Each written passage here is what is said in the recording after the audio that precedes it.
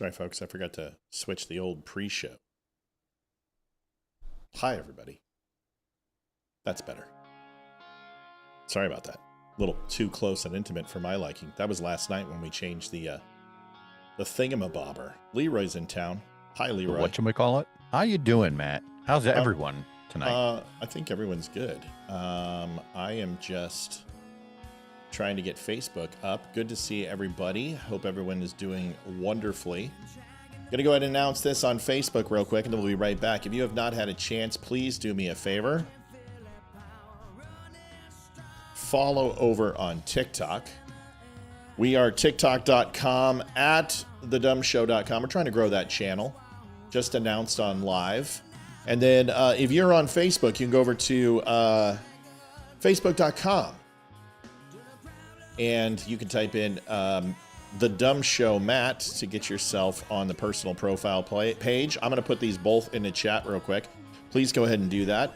Trying to get our personal profile page up a little bit, but TikTok is actually doing fairly well, and I figured I would embrace it. So there's the TikTok link, and there is the link to Facebook. Got a good show tonight. We're going to be talking about quite a few different things, as we always are. Going to go over Cracker Barrel. It seems to be a topic of choice. Talk a little bit about California is now at war with the GOP. Heard about this. Yep, going viral and what that means to the show. And Trump wins again and again and again. He's out, and he's going around the town tonight. He's driving around with ICE and the police departments, and he's touring crime in Washington, D.C. for real, for genuine. It's no joke. We'll see if we can get a picture of that or something. We'll be back. Adam and Rick from Blackbird Anthem on Wednesday. Be back in 3 minutes.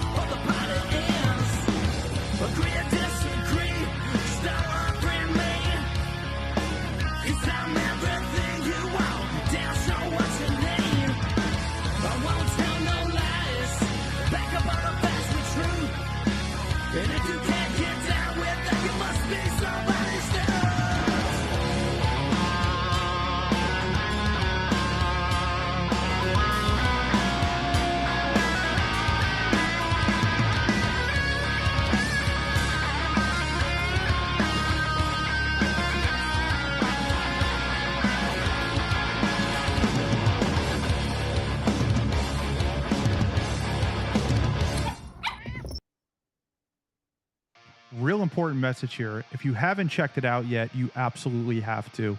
There is this podcast that I'm sure some of you have seen me on. It's phenomenal. It's called The Dumb Show, or the Don't Unfriend Me Show. You can find them on all social media at The Dumb Show, or visit thedumbshow.com. Listen to their podcast. Absolutely perfect, with host Matthew Spear. Adjusting transmitter.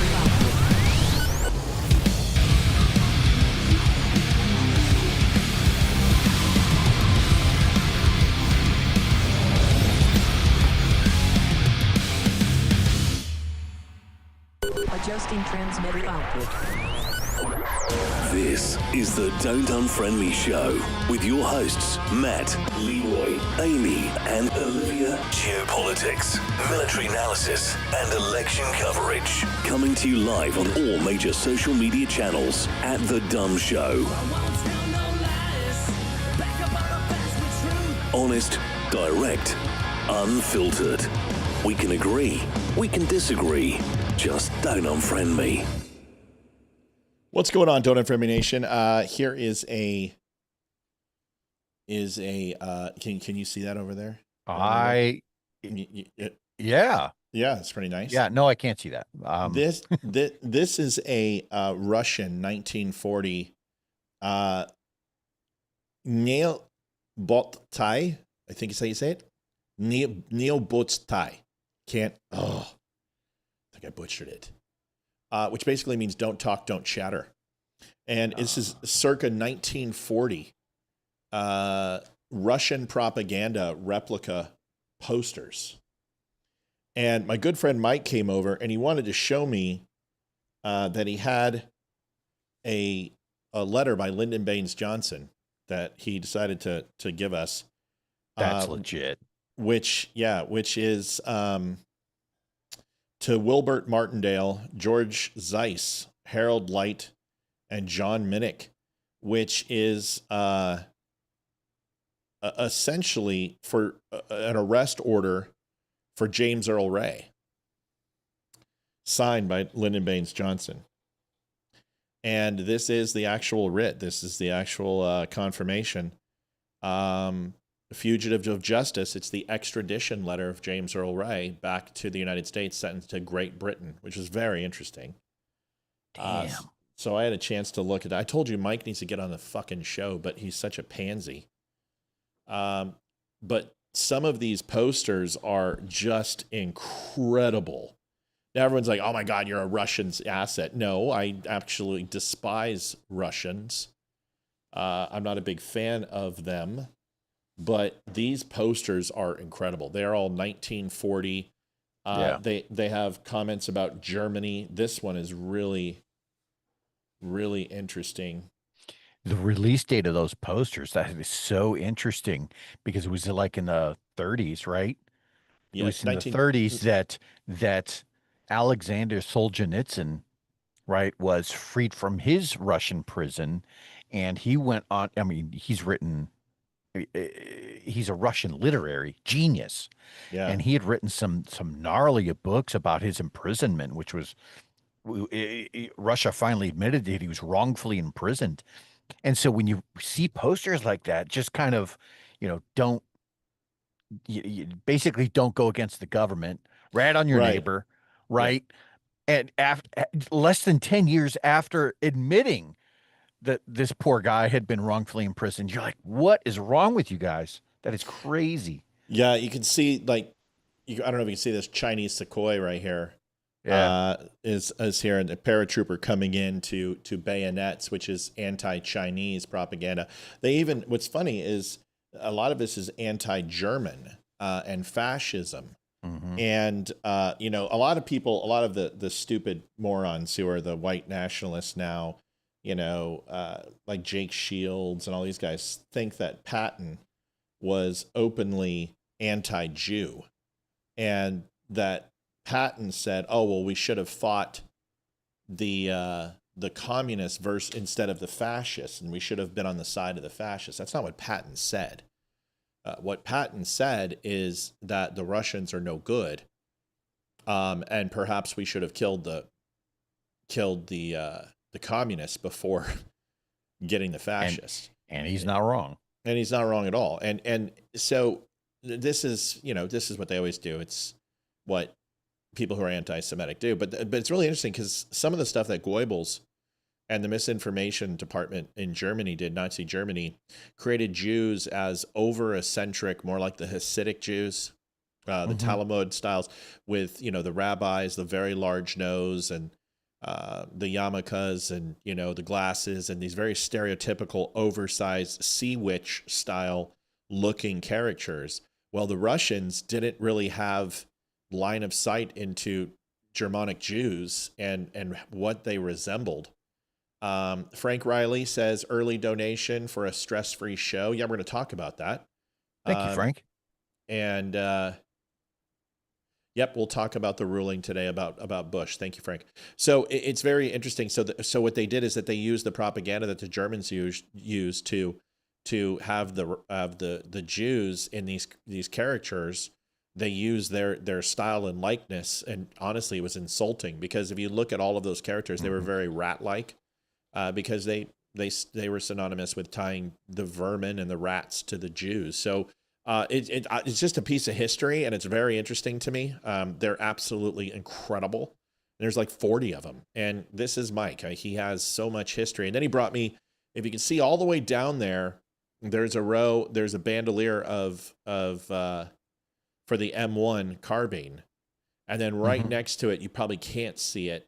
There is a speed loader for the M1 Garand, and then there's a speed loader for the M1 carbine, which is the original 10 mag, which is what the M1 carbine had. I used the 30 rounds, the banana mags, but it's a speed loader, and essentially it looks just like an M1 clip, but it's push down, thumb down, and then that thing pops out. It speed loads the mags.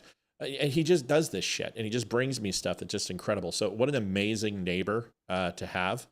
And I'm still trying to convince him to get on the show, and he won't. And it drives me crazy, but maybe someday we can get him on. So you've had a chance to meet him, Leeroy, and yeah, just an incredible man. That was when we went to breakfast. Absolute joy to speak with. Very kind man. I like him. Yeah, just a very good dude. Well, anyway, quick thing. So one thing I've noticed is, just want to talk about the viral stuff real quick, is that the show has been doing really, really well on Facebook. You guys may have seen some of the videos. I think we hit over 10 million views last night in the last 7 days. That's pretty incredible. You can see the numbers are still going up. Something else right now is going viral. You guys may have seen the recent video I did about Cracker Barrel. We'll talk about that. And we will open up with some of the videos I posted today. But the amount of posts that we're putting on, we're doing it 10, 12 times a day. And this is over all social media. And it's made a huge impact. YouTube is getting traction like we've never seen. X is doing extremely well. So we're starting to see some really good stuff come out of the social media. And so just we're going to keep working on that and keep encouraging you guys to share and like and subscribe and do that type of stuff. Also wanted to talk about the donation. We're at,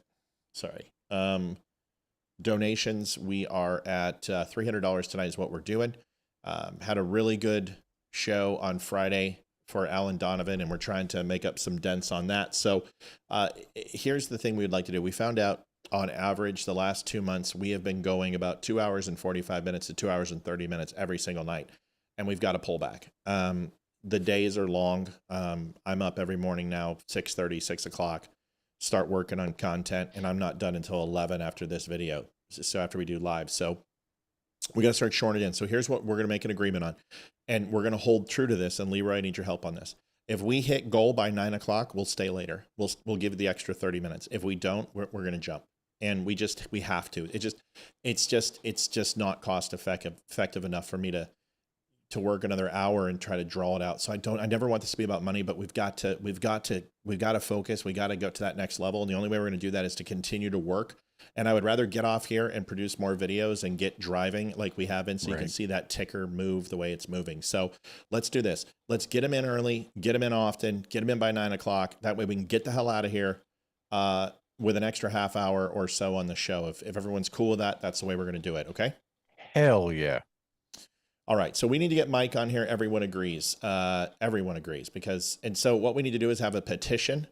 I think that's going to be the best. Something's very much going viral right now. His ticker is going absolutely batshit behind me. And that's a good thing. So here is one of the first videos we did today. And I had a little skit in mind, and I'm doing more of this, trying to be funnier. And, I have a good sense of humor, I think. I just haven't put it together sometimes, and I do it in the show, but we don't do it here. So we're gonna try to, tickle your funny bone once in a while. And this is in lieu of Cracker Barrel. And we all saw what happened. We saw their stock. That's going to be coming up at 8:30. You're going to be seeing a post that essentially talks about the stock complete tanking from Cracker Barrel. And the CEO came out, they're rebranding it. They're doing LGBTQ messaging. It's essentially like Target 2.0. Sure. Yeah, Sure. Every business that has done this, they've all suffered in some way. And when these CEOs will learn the lesson, I am not sure. But this is yet just another example of when you go woke, you go broke. And what does that say? The stock went from like almost 63 down to 51. Yeah, so it's lost quite a bit, and this is the issue. And what people need to understand is that stock valuation isn't the end of the world. It just means people are selling off. But the problem with it is that the margins in food are extremely small. The average restaurant, and I know people are like, there's no way. Yeah, but your food cost, it's about 2%. Now, where you make your money is beverage, appetizers, and getting your GPA per ticket items up. So if you have a meal that's on average $7.50, every server should be pushing appetizers, should be pushing dessert, should be pushing alcoholic beverages. And you want to get that $7.50 up to $21 to $23 per person. In Applebee's, you know, we would have a $7, $8 per person average. And then with drink, appetizer, and dessert, we would want them up in the $15, $16 range. And that's where your margin is. That's where the gross margin comes. And if a food company loses this much money, this is devastating. I mean, the amount of money they have to find revenue from margin areas that they don't have. And considering that they just put, $150 million in remodels that is not working. This is crazy. If you really think about what they were or what they are as a restaurant chain, right? If you've ever been to a Cracker Barrel, when you go in, it's a very rustic setting. There's usually old farm implements around. There's wooden paneling everywhere. You get a sense that you're in a different time almost, and not like it's authentic. I can't even say it today. Authentic. Clearly it's not, but it's supposed to give you that environment. And half of what made Cracker Barrel even remotely successful wasn't just the food, it was the extras that they had for sale there, because they also had towels, they had clothes, they had knickknacks off of the shelves. It was a little get bit your like rock candy, or go buy some apple butter, didn't matter, or a dress. It was a little bit like a Buc-ee's 1.0 before there was a Buc-ee's. Right. And so for them to kind of rebrand it, so to speak, what are you changing when you rebrand something where you're going from old rustic, Americana, what you would expect to find on the Pickers, right? Whatever that channel that was on, the History Channel, to what? Now it's something else? I mean, why would you want to piss off all of the clientele? Maybe not piss off, but for lack of a better term. They're pissing them off. For lack of a better term, they're like, I don't think I want to go and eat there anymore, And it's being reflected in the stocks. So not a good move. Well, the thing is rebrandings rarely work. 7-Eleven tried it. 7-Eleven tried to get rid of the green box and the 7, and then they actually, a lot of people thought it was 7 and then the number 11. It never was. It was 7-11. And so when they went to 7.11, it looked like 7-Up, and people were like, I don't recognize this. So that was a horrible rebrand. Applebee's tried to do it. Applebee's got away from their knickknacks and went to more of a less Americana, and it completely failed. Bennigan's did that. They failed. Black Eyed Pea. TGIF Fridays did it. Yeah. Well, TGI is still around, but Black Eyed Pea was a phenomenal success. It was the Cracker Barrel before Cracker Barrel, and Black Eyed Pea was good. I mean, good. And when I was a waiter there, not a manager, I was pulling in $120 a shift. I'd work a 4-hour shift and pull $120 in because I could take 8 tables, and I would just crush that place because everyone more cornbread. Okay, well that's $5.49 a basket. Okay, we'll take it. More honey butter. Well, those are $1.29 a carafe. Okay. And we would just roll in the pot roast and the fried chicken, and even liver and onions did well. So there's money in restaurants if you know how to sell it. But Black Eyed Pea rebranded. They got away from the Southern cooking and they tried to modernize it with hamburgers and French fries and chicken finger, and it just went flat. So when you rebrand a restaurant, you lose so much of what the appeal was, and what they need to realize is it's usually the menu. The only successful rebrand that I've ever seen that really did well was Outback Steakhouse. Outback Steakhouse realized that their prices were too good, and they pigeonholed themselves on their menu, and they needed to expand into having more seafood, more chicken dishes, and more pasta. And they kind of got away from the steak stuff because they realized that a lot of people, this is the gluten thing started kicking around, and so they had to shift and go a little higher end because there was a choice, either go to Texas Roadhouse or go to Ruth Chris, and there was no middle. Either you wanted a super good place like Happy Steak in Camarillo, California, or you went to a Ruth Chris or an Elway's or a Shanahan's or a Morton's or whatever. And Outback was right in the middle there, and people weren't making the choice. So they had to realize, let's up our prices and come up under a 5-star steakhouse, and we'll kind of revolutionize our business. And they did very, very well. They did very well.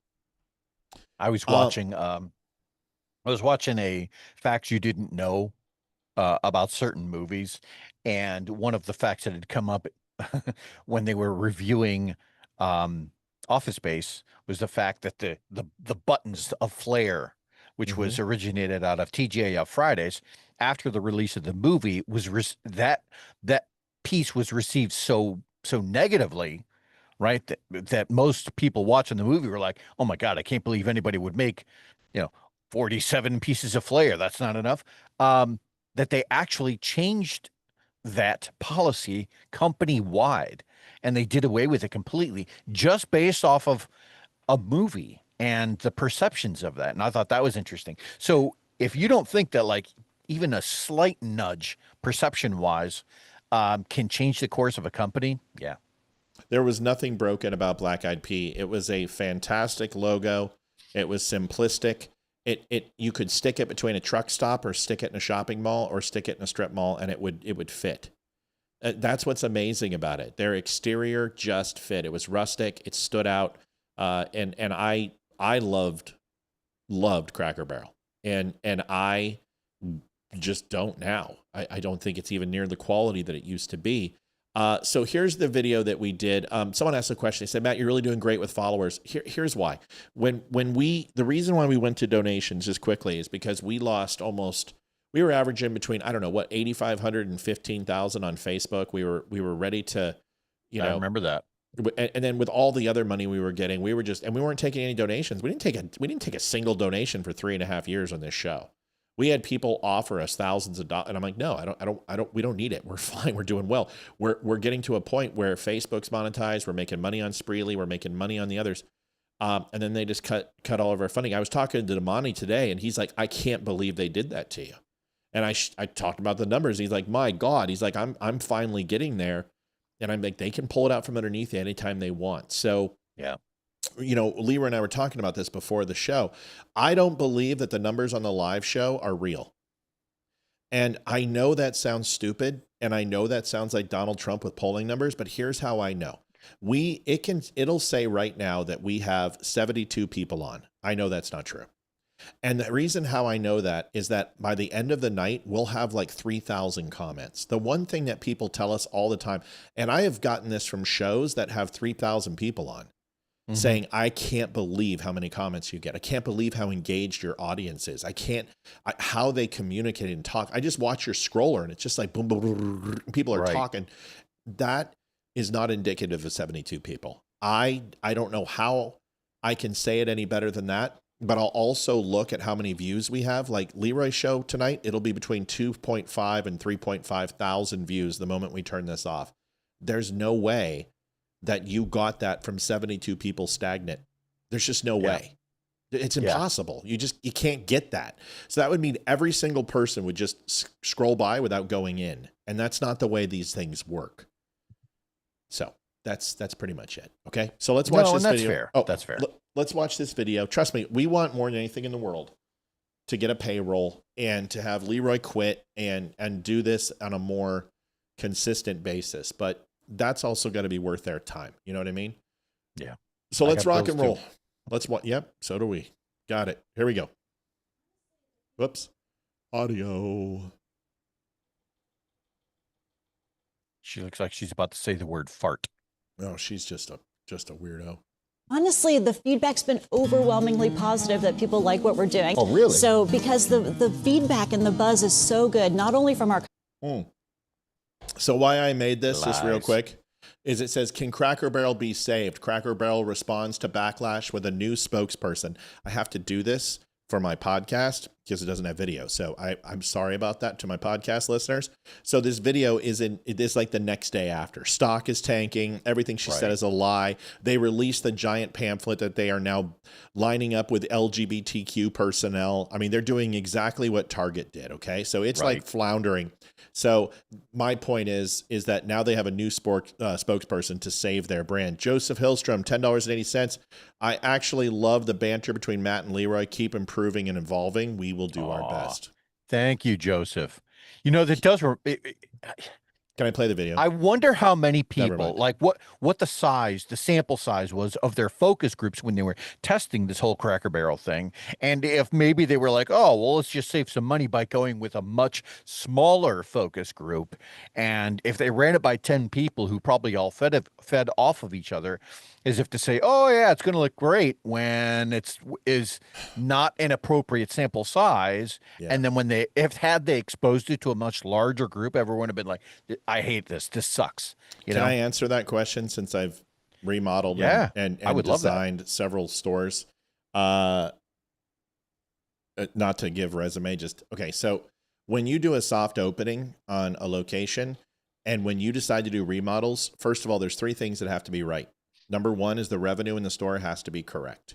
It's got to be a high revenue store. Number 2, they want to base it on the location that they're doing the design and remodel for. So it's not going to be in any red podunk town. And the third thing is the lease strong? Do they have at least a 5 to 7 year with low rent, with low penalty? And if they do, and it's the right size for the new remodel, if all of those things checkbox, that usually means a higher end neighborhood, an anomaly in your business, because you wouldn't be remodeling if that business was doing well. And you will do a soft opening there, and you will invite and curtail to your customer list that fits into the new demographic. So what they did is that they put up the white walls, they put out the archaic quilt patterns, they removed the rocking chairs, they painted it all hospital white, and then they invited customers from that store who were more upper class, more elite. They give them a free meal. They play some music in there. They probably put a band in there. They actually serve alcohol at that time. So they do everything that they don't do in the restaurant, bring these people in. And then they go ahead and rate the food, the ambiance, the new look, the service, all of that. And what they get is a sample size based upon what they're looking for. What they should do is put it in one of their lowest revenue areas and identify if their clientele that left comes back. They don't. And this is what screws so many companies. And when we did Xfinity, I did it literally in the middle of central Houston as our test store. And it was one of our roughest locations. And we remodeled it. We put it in there. We let them look at it. We let them play with it. We let them talk shit about it. They broke into it. They spray painted it. It doesn't matter. And we got the feedback that we needed. And we also got the things that we didn't get feedback on that were passive, like how they broke the security systems or rolling a truck through a gate. So we needed bollards. And we did all those stress tests on it first to make sure that it could go in the middle of the Bronx or South Philly and be successful. And that's why the Xfinity stores did so freaking well. And now they're the number 2/3 mobile carrier in the country. Interesting. You got me excited. I'm sorry. I like talking about No, I'm glad you were able to fill some of that in.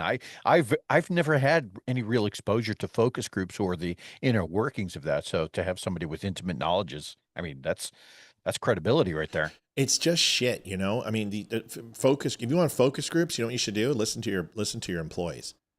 We at Apple, when we opened up a new store, we invited the employees from around the region to come in, and they critiqued it. it was the employees. We didn't invite customers ever. Later, we would invite business customers in, and then we would bring in regular Resi customers. But we would invite Northridge, Topanga, Valencia, Bakersfield, bring them all into the store and literally cut it apart, crush it. And we would serve them, and they would give us feedback. And it was brutal. And you would sit up there as a leader and just listen and write down all the negativity. But it was specific, so it was good. You know what I mean? Yeah, but it tells you what to work on. Sure does. Here's the video. Sorry about that. Sorry for a long setup. By the way, we've got a whole bunch of people on. Honestly, the feedback's been overwhelmingly positive that people like what we're doing. Oh, really? So because the feedback and the buzz is so good, not only from our customers, but from our team members. Welcome to Cracker Barrel Old Country Store. Hi, is this a good time? I don't know why I asked. Of course it is. And I'm here to fill up your hole. I'm Dylan Mulvaney. Love ya!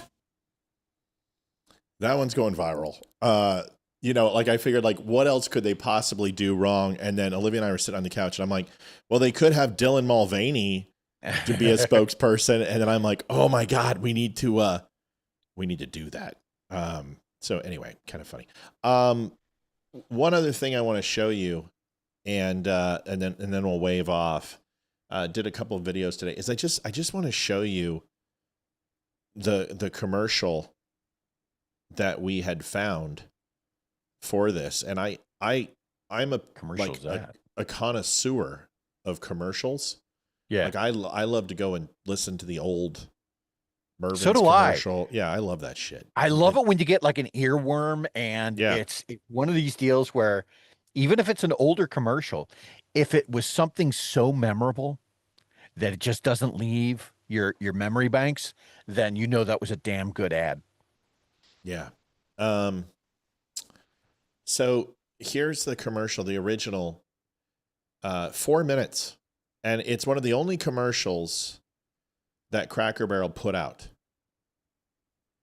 And they have, small ones like, okra and catfish on sale today, but not this was wholesome. Janet says, Matt, I worked at Cracker Barrel. Those employees are just as woke. Asking them won't help.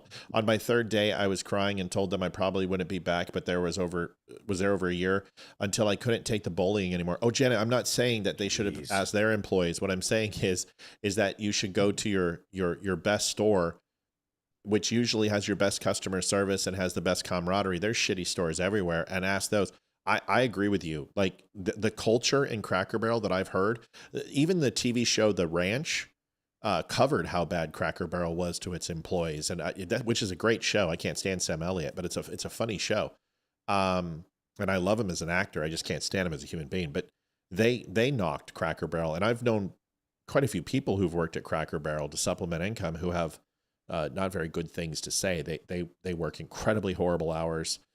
Their breaks suck. It's not a good environment. So here's the original Cracker Barrel commercial. Just watch this and tell me this doesn't scream old Budweiser Clydesdales, dun dun dun dun dun dun dun dun dun boom boom boom. I mean, just it's got that old Americana feel. Here it is. Yeah, yeah.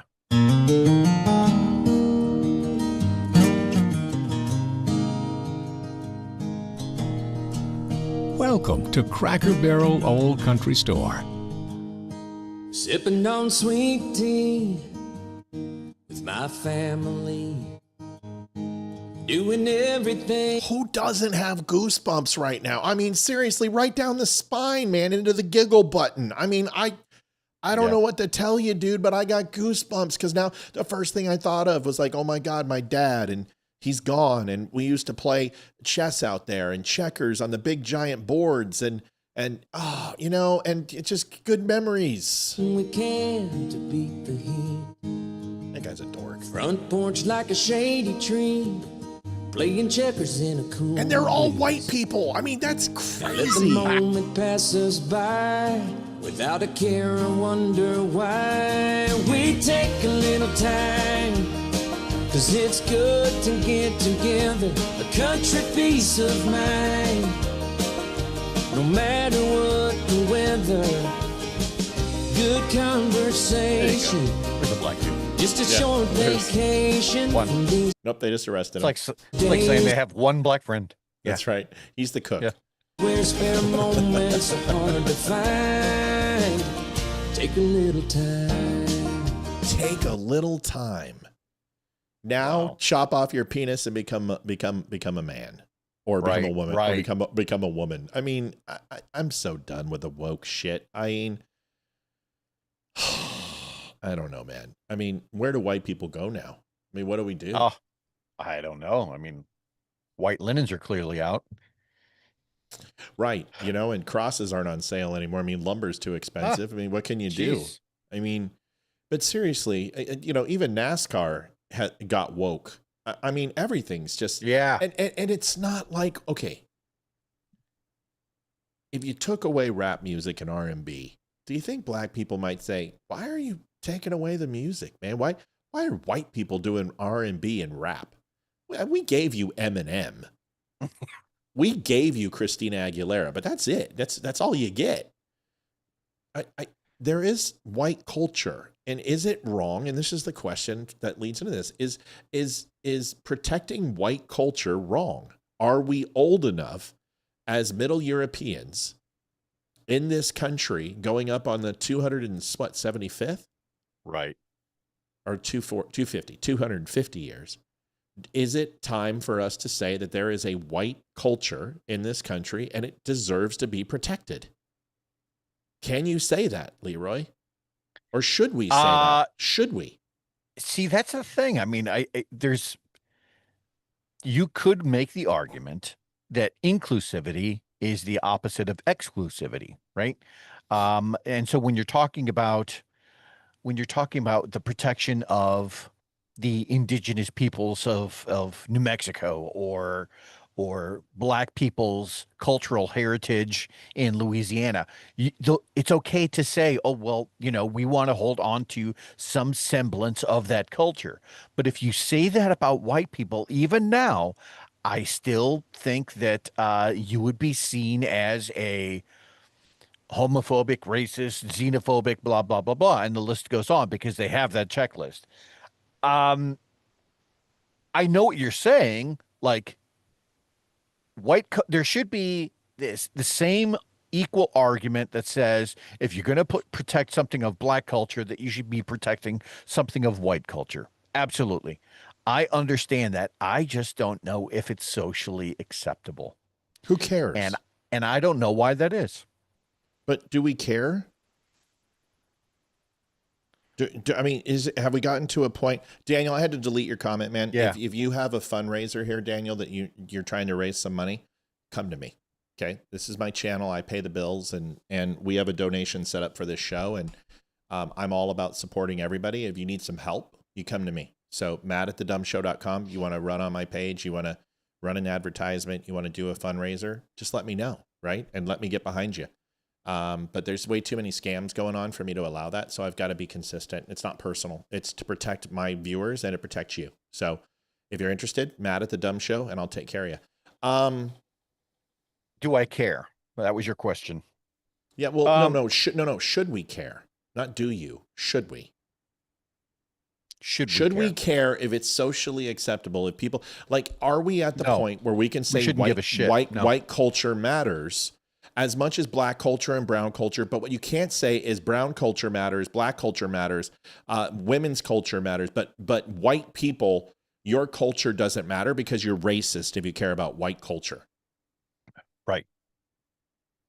Should we care about that? No, we should not care about it. You should be able to say that all cultures matter.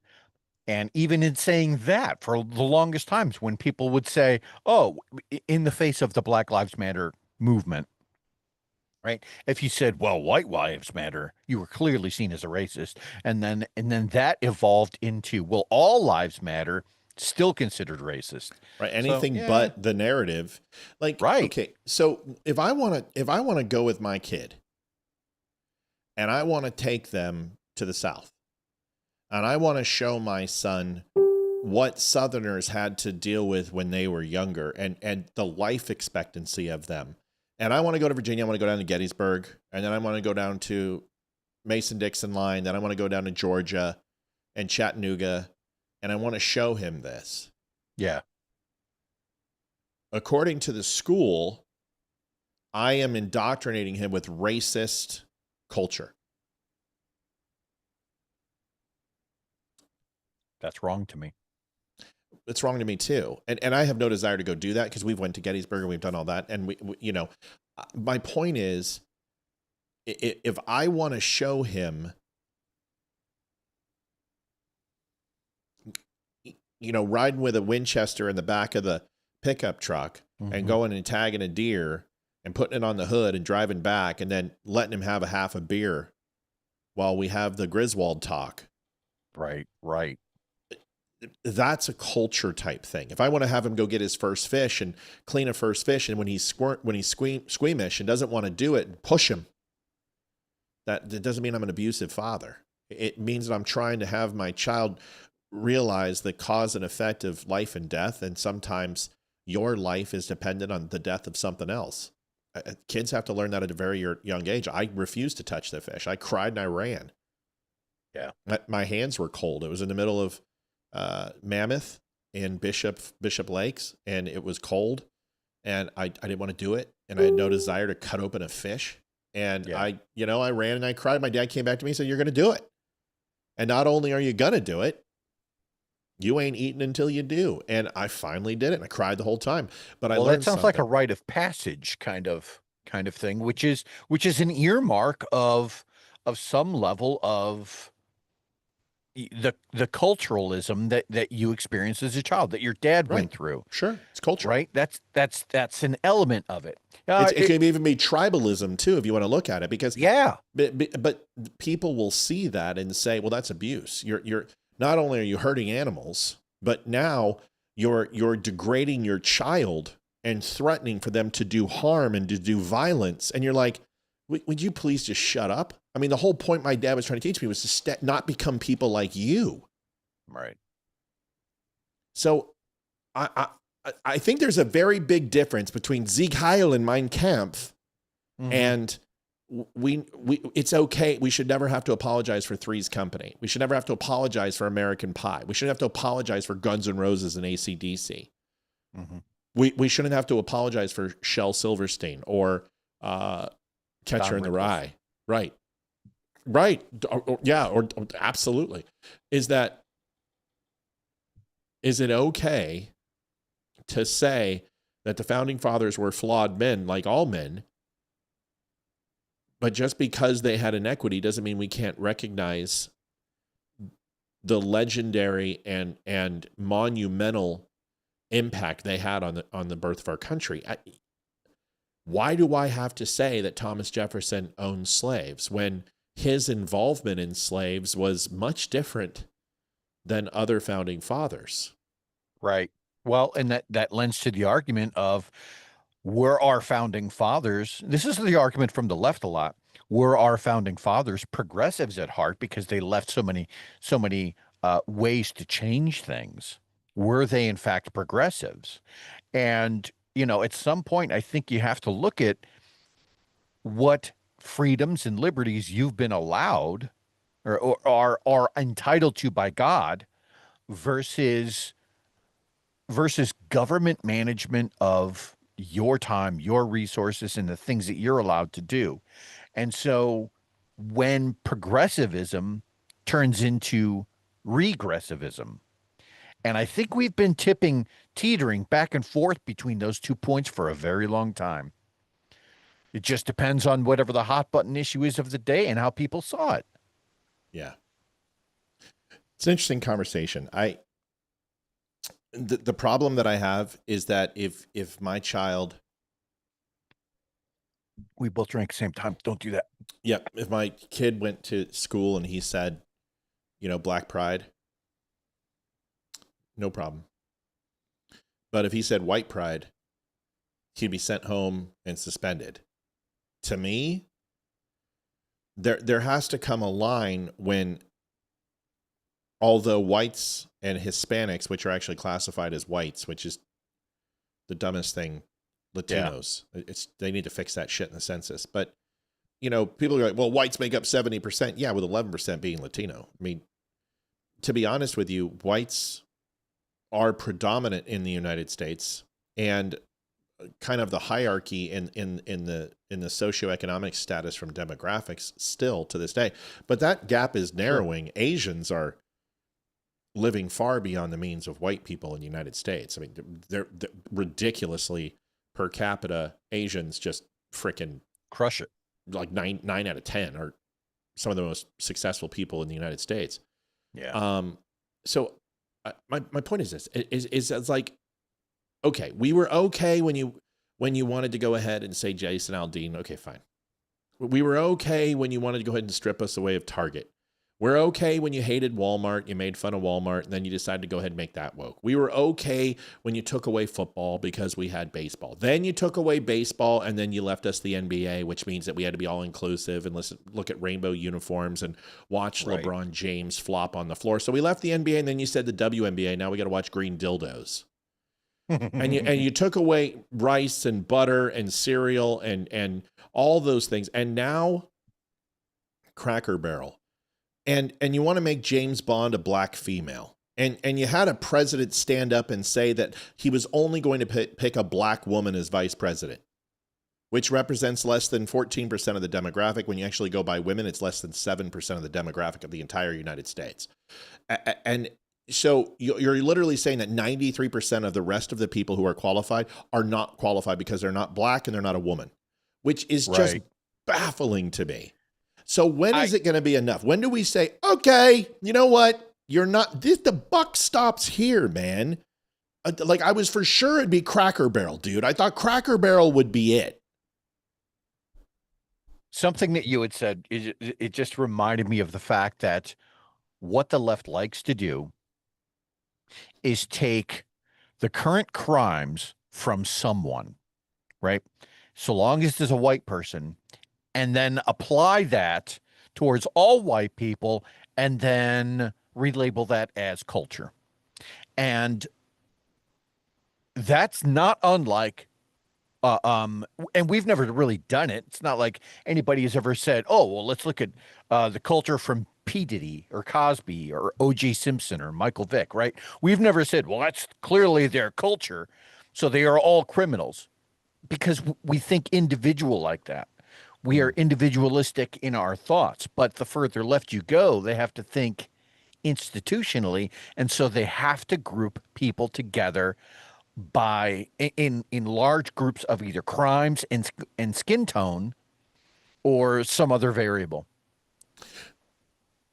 or separate them based on such, or separate. Yeah, and I think that's the key indicator, because I think Republicans and conservatives try to lump people together to prove a point, and Democrats try to separate people based upon whatever narrative they're trying to push. And I think both you can get caught up in some negative points, but you know, maybe we should stop pretending that African American youth are not killing themselves and it's not white people who are causing the problem. Can we just say that? Can you make that comment without being racist? Can you say that 52% of African Americans own the crime along with white people, but only represent about 14% of the population? I think you can say that without being racist. Can you say that cops are not killing unarmed black youth? Yeah, I think you can say that too. I think there's a lot of things you can say that the culture inside the inner city is absolutely toxic and is essentially the same thing that happened in the South and sent them back generations from being on par with the North from an innovation standpoint, from irrigation and agriculture to modern day advancements. Well, imagine African Americans where they're at. I mean, let's take a look at white Europeans and let's look at their bell curve from coming here from being farmers and see their rise to success. And it's a hockey stick. Now let's look at Africans who are brought into this country and see where they have progressed to over time in the United States. And that is a line that is not flat, but it certainly isn't a climb. Right. It is and that has nothing to do with the intellectual level of black people or people from sub-Saharan Africa. That is not what I'm saying. What I'm saying is that when you bring them into an institutional style lifestyle that is designed to keep people from free thought, free expression, and growth, that is systemic. And that culture, I mean, I've said this a million times. You had, it was 1,000-to-1 ratio. There was 1,000 slaves to every slave master. At any time, 4 million African Americans could have taken over the South. Like that. I mean, like that. And they did it. And in the inner cities, they can overthrow the police departments. They can overthrow the businesses. They could literally create a war zone in any area they wanted to, and they don't. And they have just been given their scraps and their crumbs and told that this is as good as life gets. And because we have kept them in that mindset of proverbial bondage mentally, this is what mentality. Yep. This is it, man. And I'm sorry, but that's the truth. It's not racist. It's just not all. I don't have to qualify. Do I have to quantify that and say not all black people? We know this. Not all white people are good people. Shit, there's a shit ton of horrible, evil white people out there, dumb as dog shit, redneck, fuck meth heads who deserve the same fate. Evil knows no color. That's right. Not only does evil not know a color, nor does being holistic or good. Right. There's it happens. But what we're saying is that there is some level of cultural influence on being good or evil or hardworking. Right. And that's right. Yes. And that, I mean, those stereotypes, that's not a part of the conversation. You know, I'm not going to listen to people and be like, well, black people are more violent. Black people are dumber. Black people are better runners. Yeah, okay. There's some things that are true. The Spartans. Right. There some things you can talk about genealogy and DNA all day long. Okay. And things are hereditary. But to sit here and say that there's not opportunity for black people in the United States, it's a complete lie. And say that there's not opportunity for white people or women or Chinese people or whatever. There's opportunity for everybody. It just depends on your skill set. And you have to understand that skill set puts you in a class and group of other people. And it's not based on color or sexual credo or whatever, or ideology. It's based upon your skill. And if you go out there and hone that skill to make it better than the other people who also possess that skill set, no matter their color, race, or creed, you'll be successful in the United States. And this is done on the nth degree of the equation. It happens every second of every day of every minute. People eclipse and overachieve their potential. Doesn't matter what color they are. Yes. Because they're motivated, and motivation, like being good or bad or evil, or not getting shot by a cop, right? Or not getting addicted to crack, or not being in a trailer park, right? Or not working at Waffle House for the rest of your life. It's dependent upon the circumstances and the situation. So I think the pigeonholing thing is what gets me upset. Is that you're putting all white people in one basket, and what you're saying is that that's not okay to do for black people. And I happen to agree with you. It's not okay to do with women and Chinese and Jews. It's not, because we've done that throughout society, throughout culture, and not just black people. White people have been persecuted more than any other color on the planet. I'm sorry. They were the original slaves. I'm so sorry to tell you that, yes, black people had it horribly bad for 400 years in what we know as North America, United States. Yes, there's no doubt. But dude, if you want to start doing that and crawling back through the files of the past and start diving through the catalogs and the annals of history, you wait in fucking line. So I just think this is why this whole slavery conversation that's taken place is driving me crazy, where Donald Trump is saying, yes, slavery was bad, but does it have to be the only thing we talk about with American history? Go ahead, Leeroy. Thank you, Bobby Richardson, who donated $51.99, saying, love, love, love. I love that. Love, I love you. Love. All right. I'm off my soapbox. I'm off my soapbox. I guess I'm going to join the Klan. I don't know what it is. I just, people need to understand is that more and more, I'm just like, I don't want my son to be ashamed of who he is. And for the first time in my life, and you know what, they're like, good, now you know what black people feel like. No, bad. No. Bad. That's the wrong answer, and I'll tell you why. But that is the answer. Well, if you're looking to your skin color or its tone, right, as an element to say, well, this is who I am, you're already going down the wrong path. Right. You shouldn't be looking at yourself going, well, I'm a Black American, I'm an Irish American, no, you're just an American. And you're an American with the exact same opportunities as every other fool in this country. And it's up to you to carve out the life that you want. And that's And that's most people, dude. yeah. Most people don't identify with their skin color. You know how many times I've said, hi, my name's Matt and I'm white? Right. I'm a white male. Never had anyone come up to me, hi, my name's Joseph and I'm black. The only person I've ever had introduce themselves is a transgender person who feels that they need to go ahead and express their sexualization onto me. Hi, my dead name is Bob and my name is Bob Arena and I am a she, they, and I'm just like, this is great to meet you and this is the last time I'll ever speak to you. It's my exact words. Why are you transphobic? No, I'm idiot phobic and I have no desire to talk about, I don't even know who the fuck you are. Why do you think I care that you pee sitting up or down or where you put your penis? I don't care. Who cares? I just don't give a shit. It's not what I define. I've never walked up to someone, are you gay? Yes, I am. Because you know what? It's not important to the conversation. One is because I'm not on the market because I'm not gay. And two, if I was, I'm pretty sure I would find out that you're gay on my own because the signals would be there. So why do I need to ask? It's just not important. I don't ask people if they're Lutheran or Christian. I don't care about that stuff. Or a good fucking golfer. It doesn't matter. Well, I might do that, but that's different. You know what I mean? I'm not going to base a decision if I'm going to be your friend if you're black, but I might decide if you hate golf or you hate hockey that we can't be friends. And this was one of the strikes that you had. And I almost I don't like hockey. Shut up. Hockey's gay. So that's, you know, it was close. I was almost not going to be your friend. I'm still thinking about it. I mean, one of these days I might just say no. What would push you right over the edge? Because I'm going to make sure I find that button and then jump all over it. Nothing. You don't annoy me. You don't annoy me. Anything that any parameters or boundaries that we had were eclipsed when we met in person and you were with me because I know your limits and you know mine. You and I 3 days in the same house together. If we weren't probably kill each other. But not in the podcast, but only if the podcast was involved. I don't think we would.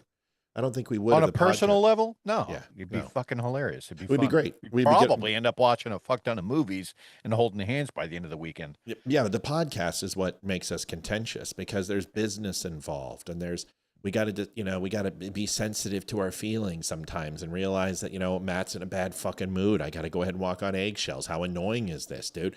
And that stuff.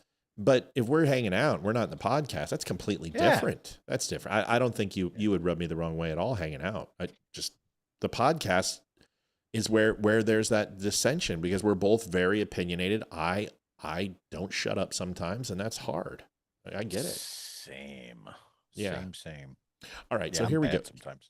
Here we go. You're not bad at all. I'm bad. So I've been telling you guys about Candace Owens. I fixed that. I think I'm done. I don't need to talk about Candace Owens anymore. But I also warned you about... She's a cultural issue. Let's face it. She's just holy shit. I warned you about another guy. And I've been saying this for 2 years and you guys got on me.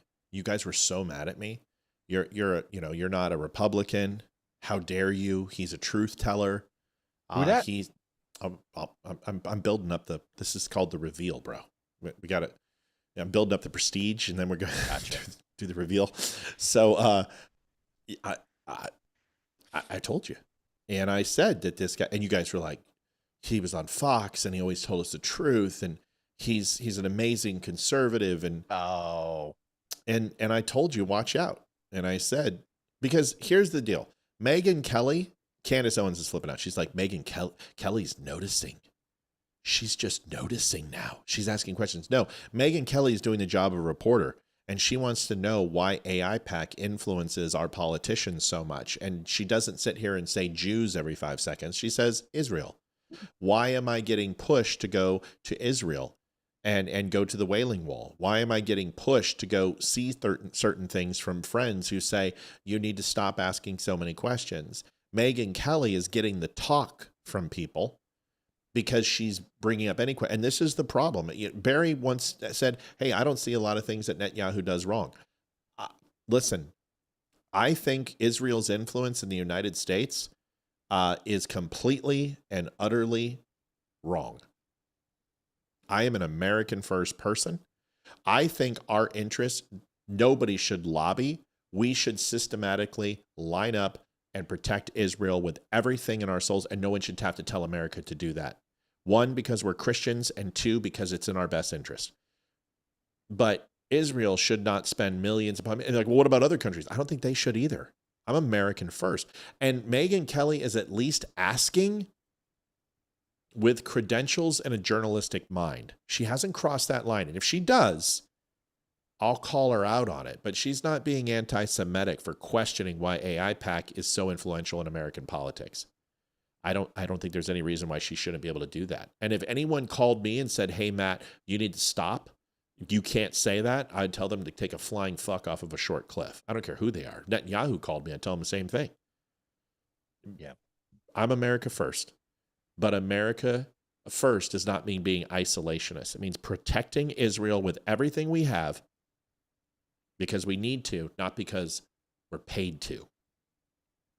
Big difference. Here is Carlson, Tucker Carlson, who has something to say. And I told you.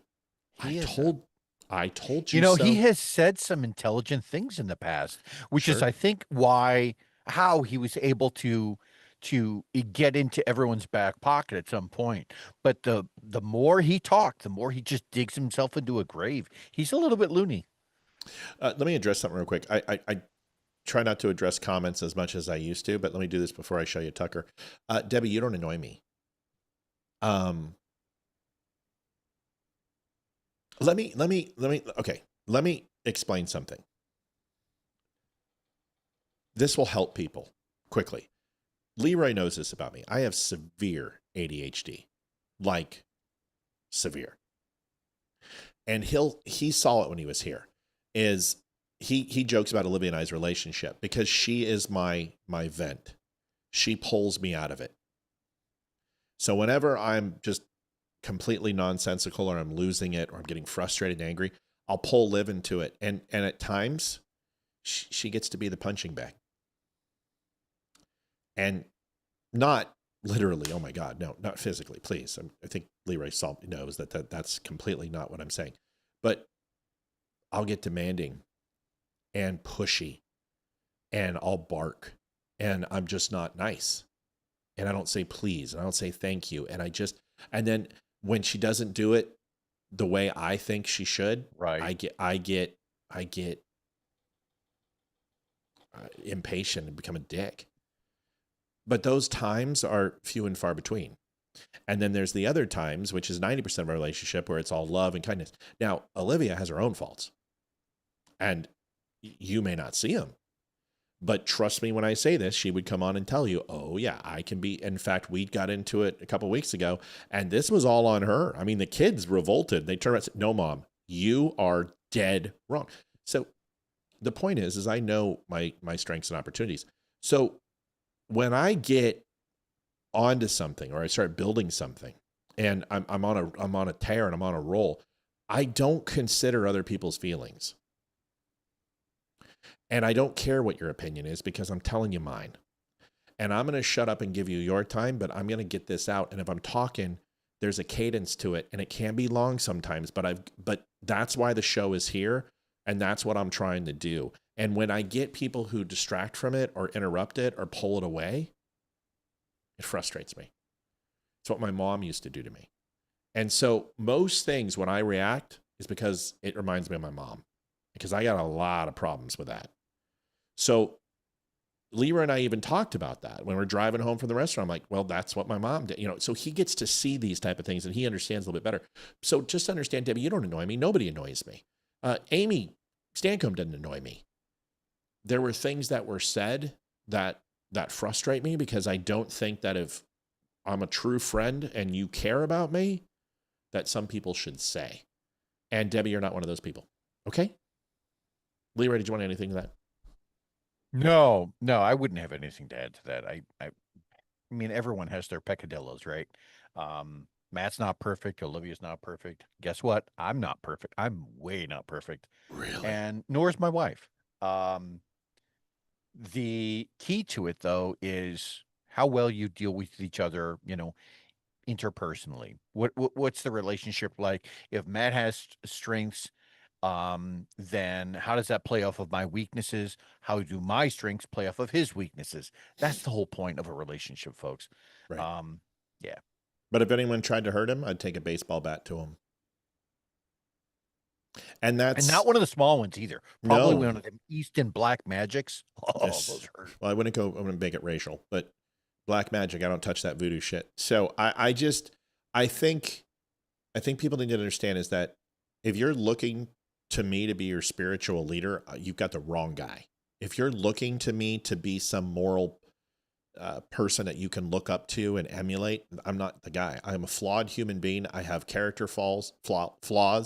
I've got faults, and what I am is I just try to tell you the truth. And the one thing I know that I do impeccably well is not pronunciation, obviously, is deliver the facts. I'm pretty damn good at that. And it gets me out of a lot of trouble because as long as you just do the facts, people get emotional. And you just sit back and go, dude, these are platitudes. This is supposition and conjecture, and you can have that, but don't expect me to argue with it because it means nothing to me. Like, well, but my feelings, this is the way I feel. And I'm like, you've heard me say on the show to people who I care about, I don't care about your feelings. That has nothing to do with me. That's the one thing that I really did get out of. And I honestly have not heard too much out of a Ben Shapiro, but you go back 6-7 years ago, back when he was probably at his highest, that was the one thing that I took away from his podcast was that when he coined that phrase, facts don't care about your feelings. Well, yeah, spot on. They don't. Good. It's perfect. Yeah. All right, folks, we're at 83-89. Oof, not good. We've got 45 minutes to hit goal. Remember, we will have a stop at 9:00 if we can't hit our goal. Tucker Carlson, here's the video. Watch. We've got 150 on in Legacy and another 75 on, and we've got quite a few people on. Here's this video from Tucker Carlson. If you haven't had a chance to donate, please do. After this, we're going to do a quick commercial.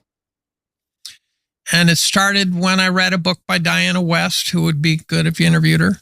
And it's this all revisionist history of World War II. And you go, well, why would you want to read that? Well, it turns out I think the story we got about World War II is all wrong. Actually. I think that's right. And then I read about FDR, and FDR's right-hand man was a Soviet spy. Certainly was. Right? And therefore... Confirmed. We should have been... One can make the argument we should have sided with Hitler and fought Stalin. Patton said that. So, no, he didn't. And maybe there wouldn't have been a Holocaust, right? But Stalin was awful by any metric, and we weren't his ally. The story is that there were a few missing American soldiers at the end of World War II in Russian territory. No. 15 to 20,000 were missing, and we left them there. And then you read about Pearl Harbor. We all sort of know the Pearl Harbor story is not what we were told, but I dug into that, and you find out we knew to the morning that Pearl Harbor was going to get attacked. Stalin knew it was going to be attacked. He wanted us to take the Japanese off his flank, and FDR's right-hand man was okay with that because he was a Soviet spy, right? Then I read about FDR in the Great Depression. You find out that every single penny he spent trying to help Amity Schleys, the forgotten man, was spent to buy votes. Every last penny. He was a sociopath. And the only thing he could do was lie. He was a compulsive liar. His inner circle had to constantly cover for his lying. Okay. Yeah, as all good things, there's some truth in there. Alger Hiss was a communist spy, worked right hand for a lot of people. There were Russians. Every great lie is about 80% truth, right? So, yep, that's the truth. Patton had a lot of hatred towards the communists and said he did not say we should fight on the side of the fascists. That's not what he said. That is a complete lie. What he said is perhaps what we should do is not engage with Hitler and go after the communists, because that's where the threat truly was at. As far as Pearl Harbor, and the U.S. government knowing, I can say the following to you is we knew about 9/11 too. But just because you know about something doesn't mean you know what you're looking at. So when you look at Pearl, it's called actionable intelligence. That's correct. A lot of times, Leeroy, you take that, Sure. but explain both, please. Please explain Pearl Harbor and 9/11 so people understand. So, if I'm doing a project, right, and tomorrow I find out that I stumble over something that suggests that China's going to invade and blah, blah, blah, blah. I write this up in a report. I send it off. My station chief or whoever the principal intelligence analyst is, that we call him a PIA, is going to read said report and say, oh, this is probably horse shit. Okay? So it doesn't go any further than that. Now, what this dude is saying is that he got said report, right, by happenstance, right? He read somewhere where some analyst said, hey, I reported on that. And now all of a sudden it's a government conspiracy without really realizing the fact that, well, it never got elevated, or some of the facts were wrong, so the public paper never got published or was immediately dismissed for non-credibility. And so that's what you run into. So you have to be very careful when you hear people like that say, well, the government knew. What do you think the government knew? Because if you were reading a hearsay paper that suggests the government knew, like, give me the details. I want to know more about that. And he didn't supply any of it. And so there's a big difference between that and 9/11, or when we knew they were going to hit Midway. You know, that was actionable. We knew that was going to happen because we planted that. So there's two very different ways to view that. And this guy is kind of conflating the two. Yeah, listen, and has some truth. Raylene Boozy, whatever, I don't care. Says, Israel is bombing churches, killing Christians. If Jesus was alive, they'll kill him too. So fuck Israel. The biggest oven in hell await Jews' arrival. Well, first of all, hell doesn't need an oven because it's a lake of surrounding fire. So obviously you've never read the Bible. So it's kind of an oven in itself. Really. It's like having an oven inside of an oven. I mean, what's really the point? I mean, do they have double bake ovens? I don't know. But moving on, Raylene, you should call into the show. I used to entertain people like you. See, the difference between is what we're talking about right now with Tucker is exactly what you just did. You're telling a version of the truth, a fraction of the truth, but you're not telling all the truth. When you say bombing churches, yes, they're absolutely bombing churches. Israel is bombing churches in Gaza. They are. But the key word you're looking for, it's kind of like liberals. This is what liberals do, is when you talk about things like immigrants, you'll say, well, these are just immigrants. These are undocumented. No, illegal. We're not talking about having a problem with immigration. We're talking about illegal immigration. And you're losing a very key word in your analysis of what's happening geopolitically inside Gaza. You're saying bombing churches. Yes, they are. What you're meaning to say is, and I think you're trying to say, is that they're targeting churches. And that is incontrovertibly false. False. In no way, shape, or form is Israel targeting churches. Right. The accident that they had with a tank that actually fired a stray into an Orthodox and Christian area, yes, that took place. And yes, they lost lives. Did you say anything about the United States when we hit Christian areas in Iraq? Did you say anything about Bosnia-Herzegovina? Did you worry about the Christians in the Congo? Did you worry about the Christians that Hamas slaughtered and beheaded? Did you care about those people? So the interesting thing is that it's selective. So if you could I just tell you what your statement really meant? Since you won't call in, let me go and tell you. Israel are not Christians. If Jesus was alive, they would crucify and betray him again. It was the Romans who did it, by the way. But they'll betray him again. I think that all the Jews should be thrown into ovens and have Zyklon B and gas them like Hitler did because it's what they deserve. Does that help you? Does that make your statement more clear for everybody? Because that's what you're fucking saying. I love how you hid behind your Christianity. I love how you brought Jesus into it, which was probably the least Jesus thing you could possibly say. And my friend, let me tell you one more thing, Raylene, just to give you an idea, and I don't want to upset you. Come here. Jesus was a Jew. He was. He was a Jewy Jew. He was probably a lawyer. Do you want to say anything to our Nazi friend here? I don't engage with Nazis. We can just do it, Indiana Jones. Nazis. I hate those guys.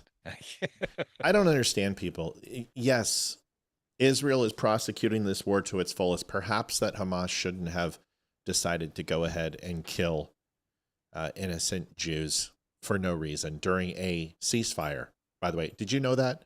You guys are begging for a ceasefire, you Hamas sympathizing dicks. But do you know that they were under a ceasefire? Do you know that there were 17 ceasefires that Hamas has broken since what, 1980, 89, 90? Yeah. So whatever. Congratulations on your topic of the week. Anyway, anything else on this? No, I can't really think of anything. Jesus was a Jew. Who knew? God. The moment you say anything about Jews needing an oven or anything, Yeah, just like, right. Seriously? Absolutely. It's just like when you talk about black people, you start talking about grape soda and watermelon. You're Right. out of the conversation. Right. It's grape drink, by the way. And the problem is that, when 12 million people had died as a result of 11. As a result of an authoritarian leader, right? Paint for me a picture of what side authoritarianism leans on the political spectrum. If you can do that, then we can have a conversation. Until then, you're just blowing smoke. I'm sorry, the USS Maine entered the chat and says, "Keep up the good work. Thank you, veterans." Thank you, USS Maine. Is this command? Is the command page for USS Maine? If it is, bravo Zulu. Love you guys. Hell yeah. I don't think it is, but we'll take it. Now, the question is, let's see how good Leeroy is. This is so easy. USS Maine is a what? Ah, man, Come on. States. There's only one thing that are named after states. Yeah. I'm going to pull up the Jeopardy. I'm pulling up Jeopardy music. Yeah. My immediate thought was that would either be a battleship or a SSBN, but I have to go with battleship. It's a battleship.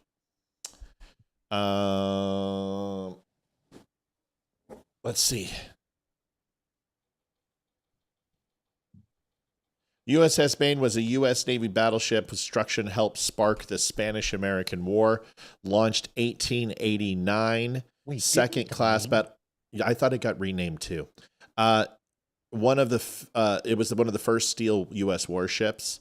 Was in 1898 in Havana Harbor in Cuba, killing 265 and 355 crew members. The explosion was never fully proven. Spanish mine is what they thought. I remember this story. Remember the Maine, to hell with Spain. That's what I remember right there. There was a chief who he was like the first black chief, I want to say. On the Maine in 18 what? You would know this. Yes. And the guy, yes, John Henry Turpin. Hold on. He survived the Maine in 1898. That's he was one of the first African Americans to hold the rank of chief petty officer in the U.S. Navy. He was a gunner's mate. Yeah. And he survived. Like, this dude was legit, and he's a brother. So yeah, he's a brother from another mother. Meaning he's a chief like me. So no, he's a brother too. You're black from the waist down. Yeah. John Henry Dick Turpin. Yes. Turpin, like the fish. That's amazing. USS Maine. What a good name. I'm just seeing if he knows. That's awesome. Yeah. That's cool. It's kind of tricky Now, SSBNs have taken the states' names. States. Yeah. So it's kind of a trick question because you got to go through the current inventory to see if there's a USS Maine commission, and there's not. So then that's why he fell back on the Steel Beasts. The question is when? Because we've seen pretty much everything razor bladed in the last 40 years we know about. Turned into and reef, then, and then probably 30 or 40, yeah, right, or turned into reef, 30 or 40 years after that. So the last 80 years, we can probably tell you pretty much every ship that's been razor bladed or turned into a reef. So then you got to go way back. I didn't know the answer to that. And I didn't know about the chief history either. That's because I never was a chief. Go figure. One last video before we go to commercial. Folks, holy God, we've got $83.89. I am withering here. I love you guys. With this many people on, we should be crushing gold today. I don't know what's going on. Folks, thedumbshow.com/donate. Help a brother out. Here's a quick video. Hi, puppy. Start an OnlyFans page. Jesus, I'm going to do it. Oh, I use Lord's name in vain. Sorry, that doesn't help. Here's a video for you. Then we're going to go to commercial because, God, we need it. Singh actually being led by Florida state authorities onto the plane there. It looks like he's in shackles as he's being taken back onto the plane. What exactly, Senator, would your legislation do pertaining to this and other potential similar cases in the future? Crash the airplane? Well, look, there's already...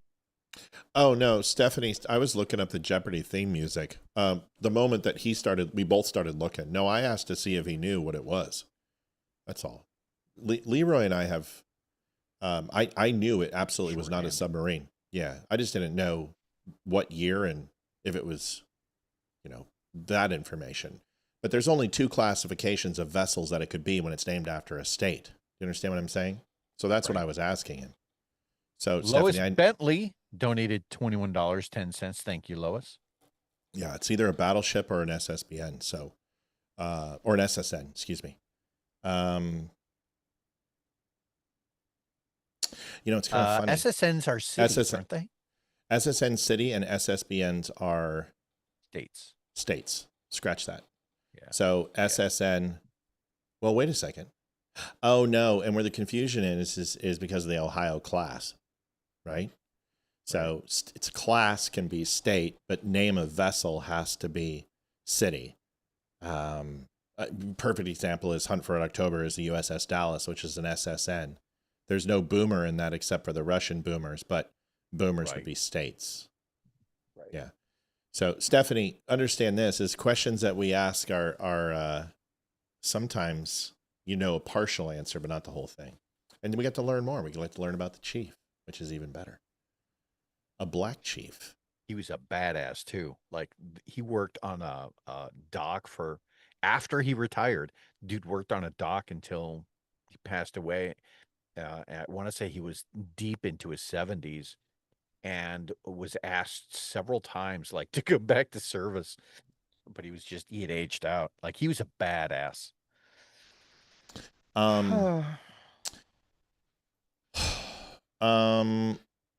Hey, question somebody had for you real quick. Does the Navy still have the MOS as sailmaker? Sailmaker? I don't think so. They don't. They still have people who are assigned to the USS Constitution and other sail-bearing vessels, and they can be assigned to that, but there's no designated sailmaker MOS, as you would put it. I'm not sure what the your A school would be as a seamstress, I guess. And we call it rate in the Navy, not MOS, but it doesn't matter. Just it's a slight difference. You'll ever go, what's your MOS? And I was in the Navy. I don't have an MOS. God. Okay, well, the funny thing is, because I work on an Air Force base, even though I'm a chief, I work on an Air Force base, and so they do use the word MOS. And so just eventually over time, over 20 years of working on said base, you got used to it. And so now I actually do call it, sometimes I call it MOS. You still call it rate. It's right. Same thing. It's right. Those other branches call it. So USS Missouri, they're saying that it's they're going to revamp. Now there was a rumor that Trump was pushing destroyer reconstitution of bringing destroyers back. I certainly don't understand the mission parameters of why you would need a destroyer. I don't think there's any silly idea. It is a silly, but the USS Missouri, out of all the possibilities, I wouldn't consider that to be. They may strike a new one and put one in forge and dry dock and make something of that, but I can't imagine it would be. Do you know anything about this? It would serve no purpose at all. It would be a terrible idea to bring them back into play. There's just no point. There's just no point. No. Robert Marler says ballistic submarines and attack subs. Yeah, that's what we said. SSN and SSBN. Richard LaPlante says subscribed. Thank you, Matt and Leeroy. No problem, Kevin. Nice to see you. Does Tom Cruise still fly sorties for the U.S. Navy? Yeah, so no. Did he ever? I'll tell you what. Listen, a lot of people make fun of Tom Cruise, but that guy, he is an accomplished pilot and an incredible helicopter pilot, an incredible single-engine pilot. The guy, I've got nothing negative to say about Tom. Listen, he's batshit crazy, but that guy puts some... He's incredible. Like, I just can't wait for Mission Impossible to the moon. Good movie. Because the guy could probably qualify as an astronaut. He's in incredible shape. I mean, just the stuff that he did in Mission Impossible 2 really kicked this off when he was doing the rock climbing stuff. And he had a real thin, like a 275, 325 pound wire rig on him. And that's all he had. And he was hanging from hundreds of feet. No thanks. I'm good. Now, I will say this about Tom Cruise real quick. When that second Top Gun movie came around and they kind of described what the mission parameters were going to be. Oh, we have to go on a bombing mission run. I was like, would never work that way. Would never happen in that way. No, right? Never. And then we fast forward to the actual Iranian bombing. I'm like, that's exactly how it would have happened. They would have used B-2s. They would have used stealth aircraft. No one would ever plan a mission like that using F-18s. That's insane. Yeah, but it looks great on film. Well, no, it looks great on film, and I just love the we got to do a 12G barrel roll at this second to avoid an come on. No. I mean, it's Hollywood. It is what it is. Can we watch the fucking video? A scene actually being led by Florida state authorities. Onto the plane there. It looks like he's in shackles as he's being taken back onto the plane. See that little Piper Cub over there? That's a citation, right? Yeah. No, I was looking at the single engine prop behind there. Oh, that's covered in the background. Got it. Yeah, Piper Cub. Yeah. I think it's a Piper Cub. Can't tell. Yeah, it's a Piper Cub. I thought a Piper Cub had wings over the cockpit. Yeah, but they have two different models of those things. Hold on. I'll show you. Do they? Yeah. Back onto the plane. I'm gonna pull what this exactly, up. Senator, would your legislation Might be a Cessna. pertaining to this and other potential similar cases in the future? Well, look, there's already a basic requirement of English proficiency that some of these blue states, these sanctuary states, are just ignoring in issuing commercial driver's license to truckers. I think two things. Number one, these states like Washington and California that want to keep issuing commercial driver's license need to show that they are complying with that basic requirement, that the people that they're putting on these roads that are going into other states can actually read the signs and understand English and be able to communicate with. Don't you hate? That's a good idea. Don't you hate when you have an answer and when you pull it out of your brain and your memory, you mix it and muddle it when you get older? It's a Piper Cherokee. It's not a Piper Cub. You're right. See, I know the answer. You know, because even if you get half of the answer, you're like, okay, you got to give that to that person. That's because my dad used to fly Cessnas, and then he rolled one, went basically 180 at telephone wire height. Oh shit! Yeah, the instructor grabbed it, snapped it back, and said, my dad walked out and said, well, I'm never flying again, and I got a family and I'm done. But he used to fly Piper Cub Cessnas and gliders. He used to fly gliders. Loved it. Chuck Peterson donated $100. Thank God. Dumb Nation, please donate. Yeah, it's Chuck, so hard. Thank you so much. So hard. Thank you, you, Chuck. Chuck. We need it, Chuck. Thank God.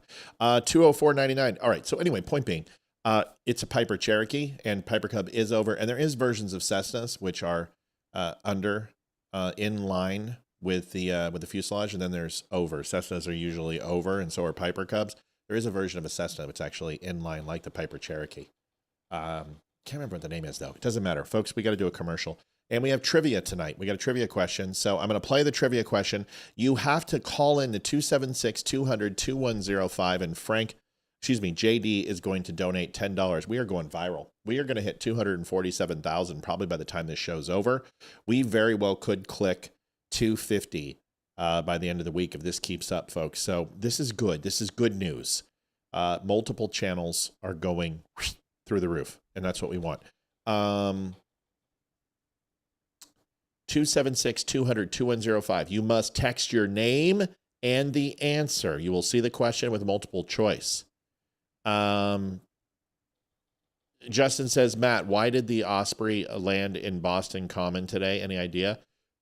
I'll answer that question when we get back. Yep, I'll answer that question when we get back. Let's go ahead and watch this, and we will be right back. Remember, text away. I'm watching. 1 through 5 will be called out, and we'll be right back.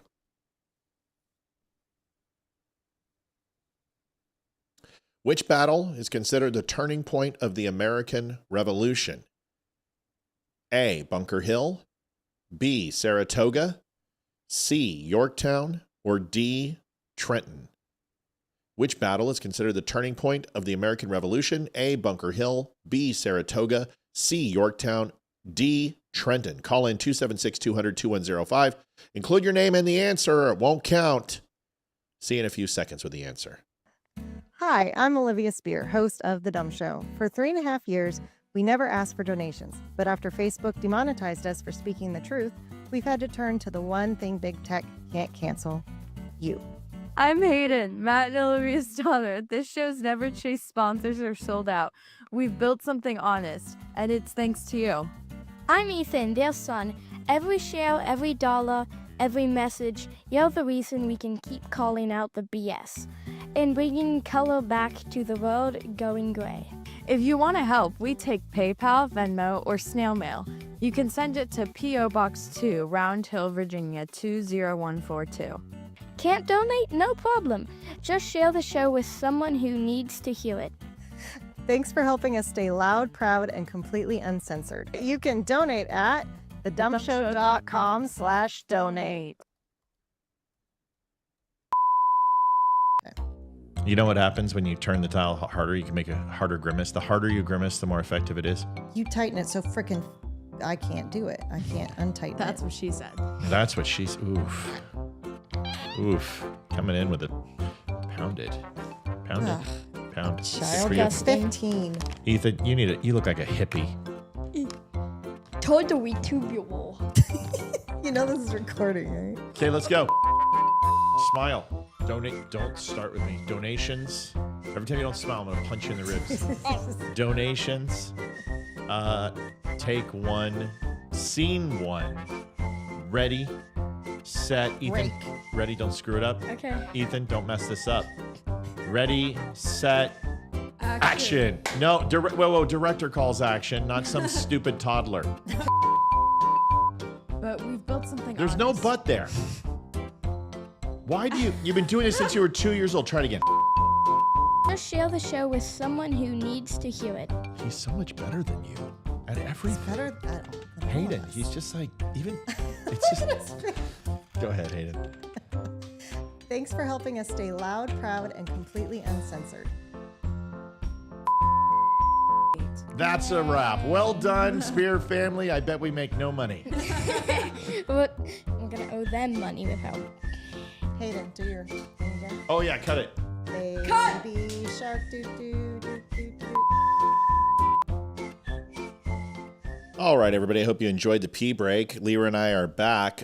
We had a question about the Osprey landing in, I believe the V-22 is what that's called. The Osprey. I know a couple things that it's Marine Week. So that might be a good chance. Boston Commons Osprey has the ability for VLOT, right? Vertical takeoff. Is it Volt or is it vertical? VTOL? VTOL. That's right. VTOL. Thanks. Yeah. So it has the ability to do that. So I would warn a guess that that's probably what it was, but maybe someone can tell me who looked it up. The answer to the trivia question, Olivia is going to go ahead and push that in right now. And if you have a second, everyone had a chance to type in their answer. So I'm going to go ahead and read them off to you. And let you know we only had 1, 2, 3, 4, 5, 6, 7 tonight. Julie has decided to subscribe. That's 2 YouTube subscribers. I'm telling you, YouTube's been going. I mean, we've had quite a few videos hit 1,000 views, but remember, we only have like 1,500 followers, so I'll take that. Elizabeth Hall got it right. Tom Shin got it right. Joseph, no, sir. Carrie Ripley, no on that answer, Carrie. No, Deborah, on yours. Deirdre got it right. She was our second place finisher. And James or Kim Jurgermeyer got it right. And the answer is officially, so it's Kim Jurgermeyer, Olivia. And it is B, the Battle of Saratoga. 1777, if my memory is correct, France entered the war with the colonials and added a large naval armada and a lot of military support that some say turned the tide of the war, but I'll never tell the frogs that. So that is the correct answer. So Olivia, if you wouldn't mind putting that in, I'd appreciate it. Kim Jurgermeyer donated $10. Winner, chicken dinner. Thank you, Kimmy. Thank you for getting it right tonight. Appreciate it. Letitia James. I love Letitia James. I hope she gets prosecuted soon. Oh my God. I've always wanted to prosecute a prosecutor. This woman needs to pay. I don't know if you know this, but here is our good friend, Leticia. Dude, we are going viral again tonight. Patricia Good, $51.99. There we go, folks. We've got 19 minutes to hit goal. We're about $34 away, $33 away. If we hit it, we will stay on a little bit longer tonight. And that's the way it's going to be for the rest of the time here. So thank you guys so much for helping out. It's really exciting to see us going viral again on Facebook. We sure could use it. We're very excited to see it. I'll tell you what video is doing it. Oh, go figure. Leeroy, first of all, our show, we're already at 2,000 views. Hell yeah. Take that. But remember bye, Ash. Thanks for sitting with me most of the night, kid. 208,000 views since we've been on. 130,000 people have seen the Dylan Mulvaney Cracker Barrel commercial that's playing right now. So this thing is officially at 208,000 views, 3.5 thousand likes. This is our third biggest video. We've had 2 other videos that hit 1.5 million. So we are showing this new format that we're doing is successful. So 208,000. We were at 72 the moment we turned on the show and you called in. That's 130,000 people have seen it since then. So you tell me that we're not being throttled on live. We know we are, and that's okay. Those numbers that post up whenever we're in the middle of a Facebook broadcast where it says, oh, you've only got 50 people on. Oh, you only have 60 people on. Well, that's clearly not true. How could you get such interactions with such low numbers? It just doesn't happen. We're at 65 people right now. Well, hold on. Yeah, 65. And that's ridiculous. There's no way. There's no way. And so what it is that Facebook doesn't like their live. It takes a lot of bandwidth. There's only so many hours of the day. And think about that. If 10 people are going to broadcast on politics at this time of night, right? How do you spread the wealth? You can't. So you've got to kind of get viewers to find you another way and then jump on and stay on. I think that we have more than that. And honestly, I've been really breaking down the analytics on the live shows. I think we have closer to 200-300 people on Facebook. I just don't think they're showing us the numbers. Because I see the comments right now. If you looked at our scroll, it's all Facebook. Just bam, bam, bam, bam, bam, bam, bam, bam, bam, up and down. All right. Here's Letitia in her comments. This is so great. I just want to take you to a flashback. Just a flashback. Here it is. Oh, God, I love this. And that is why I will be honored when I walk into that courtroom on October 2nd.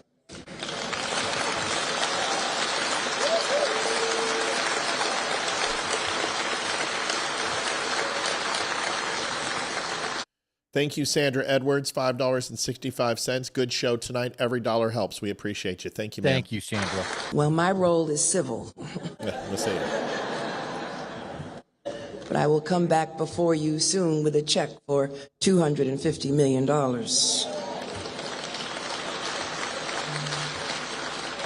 And to let you know that he is no longer allowed to do business in the state of New York. Well, that shit didn't last long, did it? Eat crow, bitch. God, she is just a nasty person. Just a nasty fucking woman. Oh. Like, I would rather have sex with Hillary Clinton than her.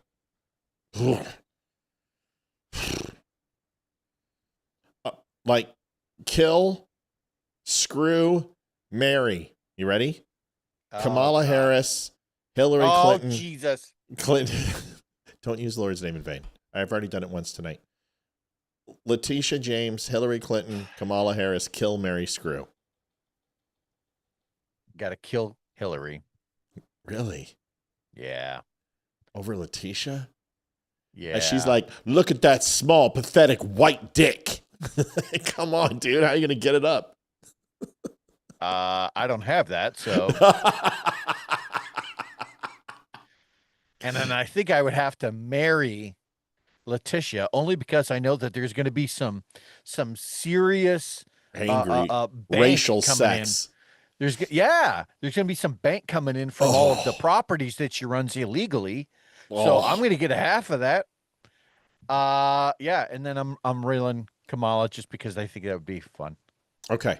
I'm totally railing Kamala because she is not a bad looking woman. Oh, so, she's a good looking lady. Listen, I can show you a couple of pictures after the election where she just looked lights out. I mean, she's not an ugly woman. She's never been an ugly, homely woman. It's her talk and her. So, yeah. Once you get past the cackle, you just got to. Yeah. You got to move past her. I would marry Hillary Clinton because of her money. And I know it wouldn't last long because she would have me killed.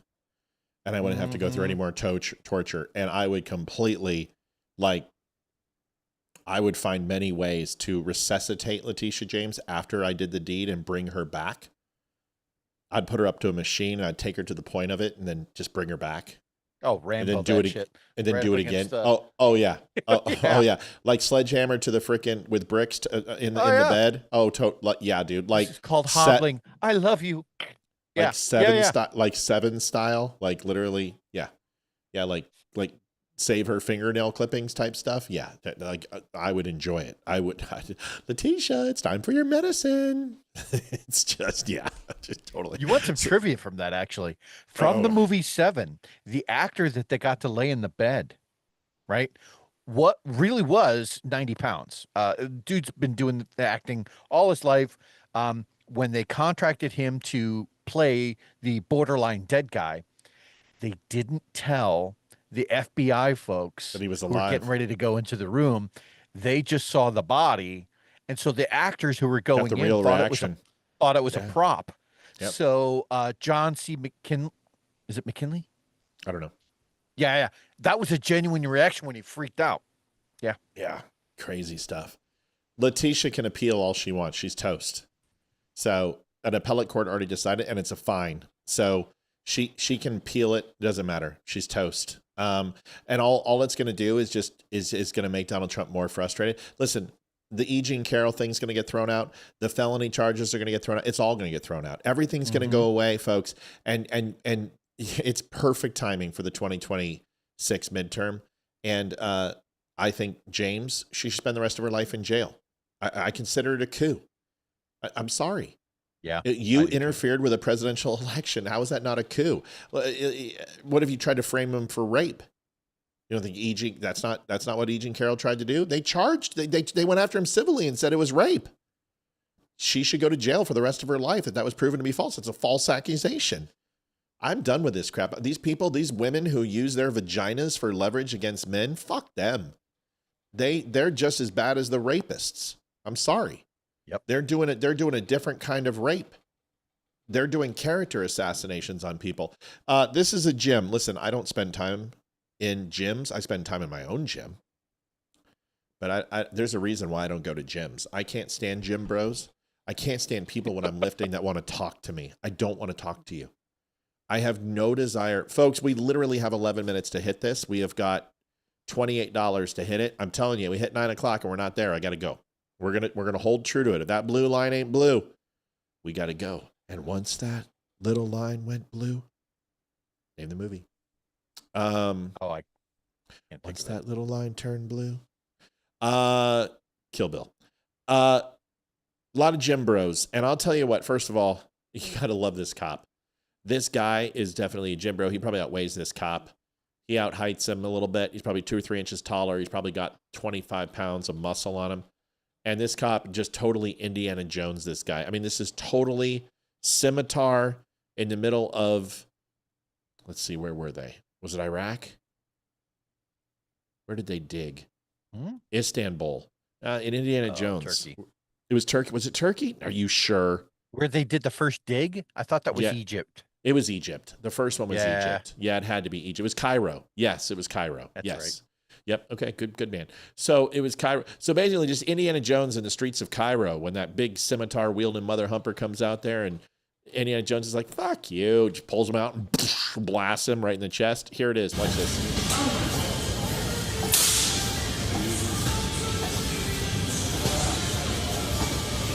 Squaring up with him. You serious? All right.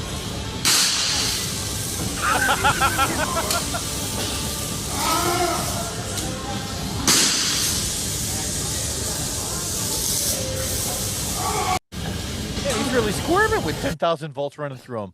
Well done, Corporal. Well done. That was amazing. Good for you. I'm not going to go into slavery. Listen, slavery was bad. Slavery was bad. Can we get reparations from the Romans? Can we get reparations from the Moors? Can we get reparations from the Persians? Okay, then you're not fucking getting reparations from me. Okay? Right. It's just the way it works. Well, and technically the slaves, the original slaves were the Slavs.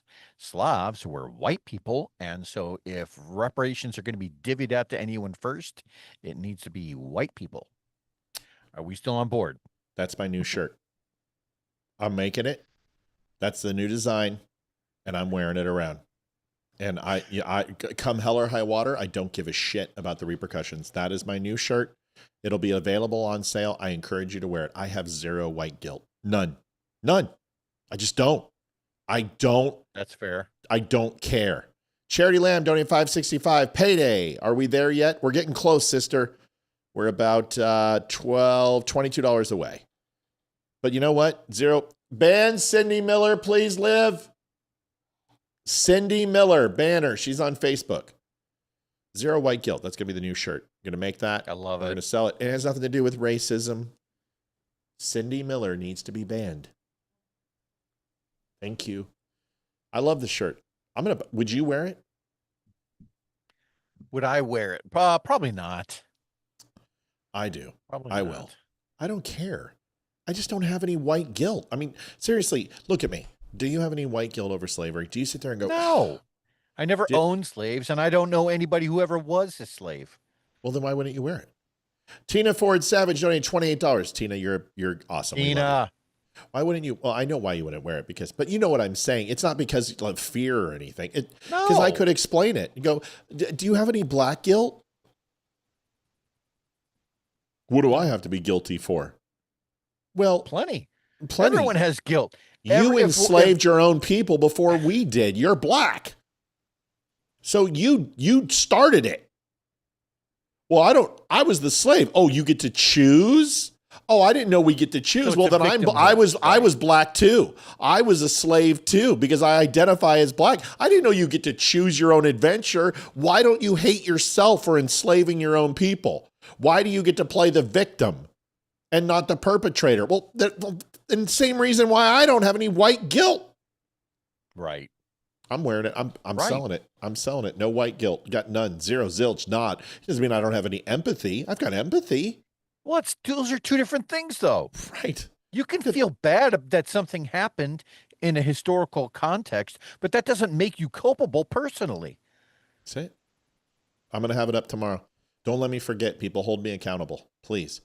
Oh, Nikki Fuentes, you've got to stop simping so hard. Listen, I'm going to let you guys know. I'm going to say it right now. I predicted Candace. I predicted Tucker. I'm going to tell you about Nick Fuentes. Nick Fuentes is going to come out as a homosexual in the next year and a half. Full-fledged gay. Yep. But he's going to turn it into a postmodernistic homosexual, a Christian homosexual.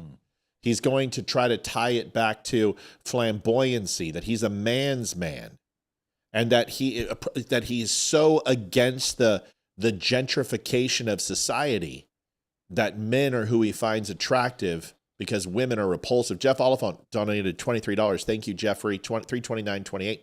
I am telling you, that's number one. I also told you that he was going to turn on Trump. 100%. Well, guess what? It's here. I got to show it. Hell yeah. Enjoy this, folks. My name's Governor Gavin Newsom. Aryan. Look at this Aryan. From the great Patrick state Bateman. of Nancy Pelosi. I come from a state like our nation of dreamers, of doers, of entrepreneurs, of innovators that prides itself on being on the leading and cutting edge of new That's ideas. bone. California is the most diverse state in the world's most Marco Vidal says, Matt, what happened to those chicken salads, dude? I don't know what that means. What does that mean? Help me understand. diverse democracy. Chad Gavin And Newsom. We pride ourselves on our ability to live together and advance together and prosper together across every conceivable That's why you and can't find a imaginable U-Haul in difference. the state of But California the right thing now. we pride ourselves most on is that we believe the future. If you happens don't like in Gavin California Newsom, first. you're kind of like gay. I just don't know what to tell you. Like, if you look at a handsome, sociopathic, tall white man who like clearly has contempt for like those around him, and you don't like him because he's a Democrat, well, but he's a Democrat. Like, there's something wrong with you. I don't know what else to say. But he's not a Republican. Criminal justice, racial He may be justice, tall, economic white, justice, handsome, social sociopathic with a justice. beautiful I white saw family that and star rich, get but he's not a even Republican. brighter Like, as Attorney I General don't know what to tell you. Like, you're as a United retarded. States Senator, You are and as gay. Vice I don't know what to President of the say. United States of America. But he's a Democrat. Okay, and The right thing. you know, people say they're like white nationalists, and then they look at a like successful white guy and they're like, but he's a Democrat. Like, But see, here's the problem with this whole thing. Is I don't have a problem with Gavin Newsom because he's a Democrat. That is a complete misnomer. No. I have a problem with Gavin Newsom because he's pretending to be a Democrat. Just like I have a problem with neoconservatives and war hawks, and Christian nationalists and anti-Semites who are posing as America first. I have a problem with people who are too much of fucking cowards to openly admit and look in a camera and just say, I don't like black people. I don't like Jews. Just say it. We know it.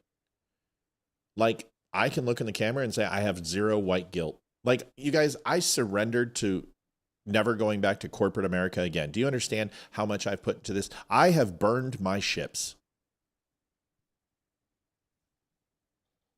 That's fair. I have reached the island and surrendered my country, and I am going to mingle and matriculate with the Aboriginal people of this island, and you are going to be able to see my loins and my genes repopulate this island as I have burnt my ships.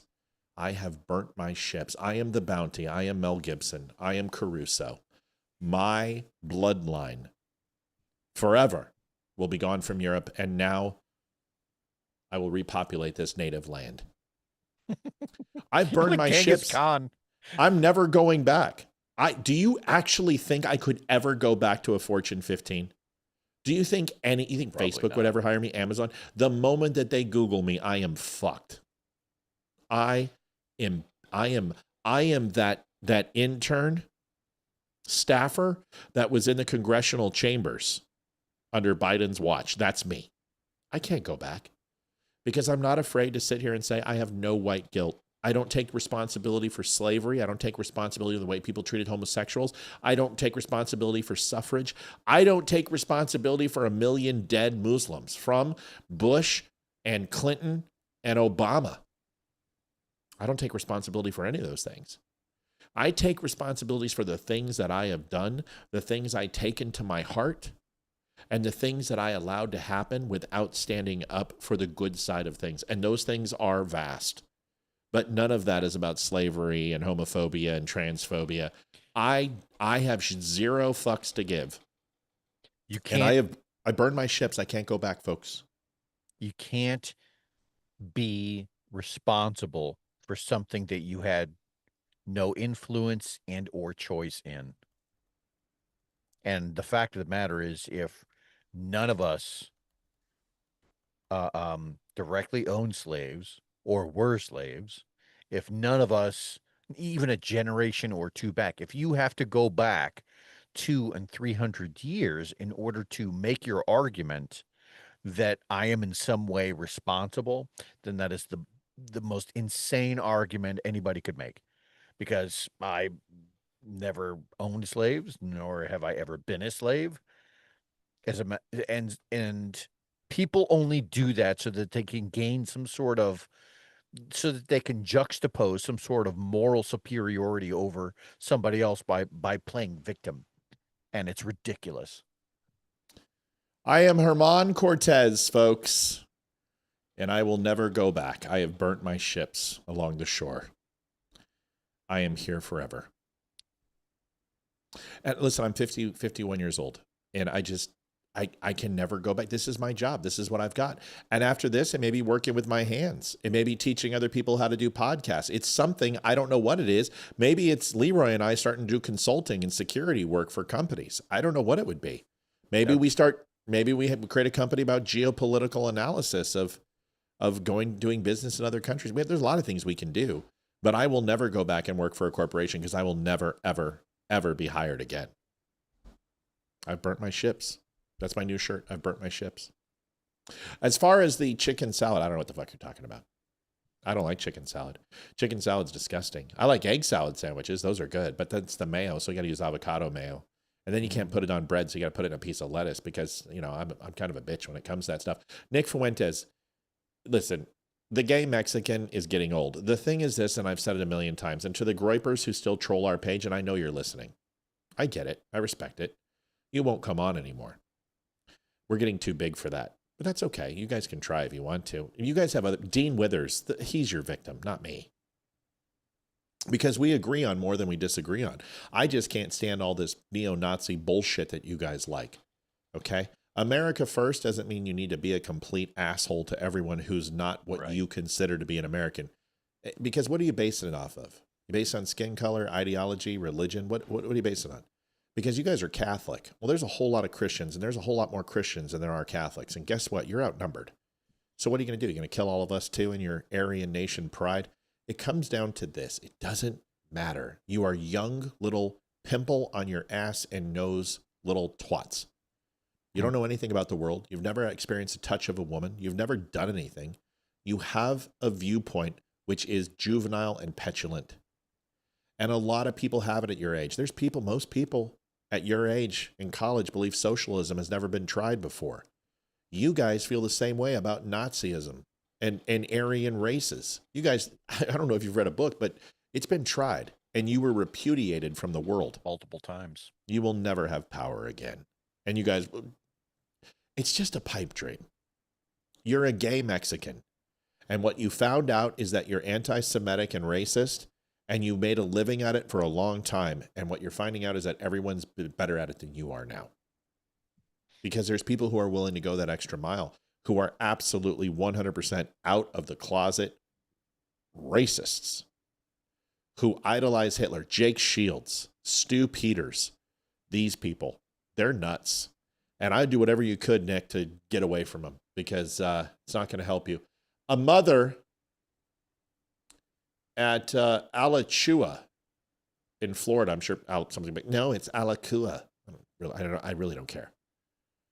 I don't care. Thank you. God bless you. This is something, oh my, dude, this is all you because I can't wait to get your opinion on this. Watch this. My son, 6 years old, was prohibited from sitting next to his friend on the school bus because a parent objected to my perspectives on book challenges.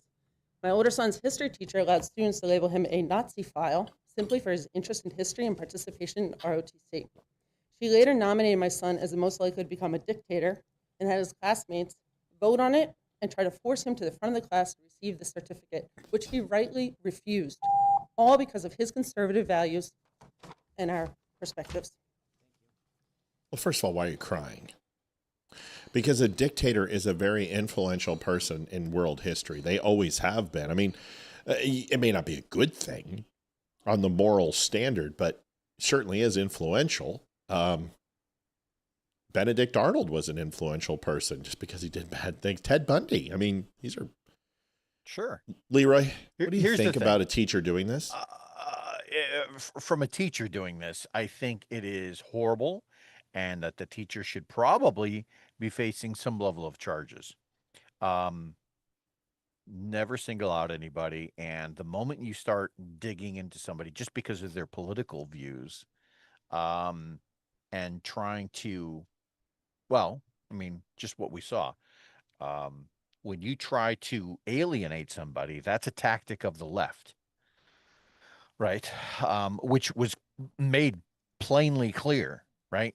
Look at this little Nazi, look at this little dictator, right? It's a great way to get that poor kid to hurt himself one day after he's been alienated from all of his friends, after he has probably pleaded with his parents, I don't want to go to school anymore. And now that he's mentally scarred, he's not going to have any desire to better himself in any sort of classroom environment. This teacher should probably see some charges. Yeah, because, I mean, listen, I was joking about the dictator thing. I can think of some dictators, Saddam Hussein, Mussolini, Adolf Hitler. These aren't good people. No. So when you take a child whose psyche, I mean, isn't that bullying? I mean, I'm sorry. Yeah. Aren't we supposed to not bully children? Isn't that what we're supposed to not do? That's what I thought. Can you call them fat? Can you call them retarded? Can you call them a fag? But no, you can call them a dictator. Yeah. You're usually synonymous with dictator is a person who murders people by the hundreds of thousands. That's usually synonymous with dictators. Don Bradley. Matt, women cry when it comes to protecting their children. We can cry when we get angry. She is probably very pissed off. I understand. I wouldn't give them the satisfaction. True. That's why. I'm not insulting her for crying, but she should do that at her house. She should do that away, and she should literally be Mother Bear. Mother Bear doesn't cry. Mother Cougar doesn't cry. Mother Cougar stretches out Mother paws Bear, and kicks up a shit cat of dust and goes after, and it shows teeth and claws. You set these Mother city Bear councilmen. takes a big wet bite out of anybody who threatens her kid's ass. Yeah.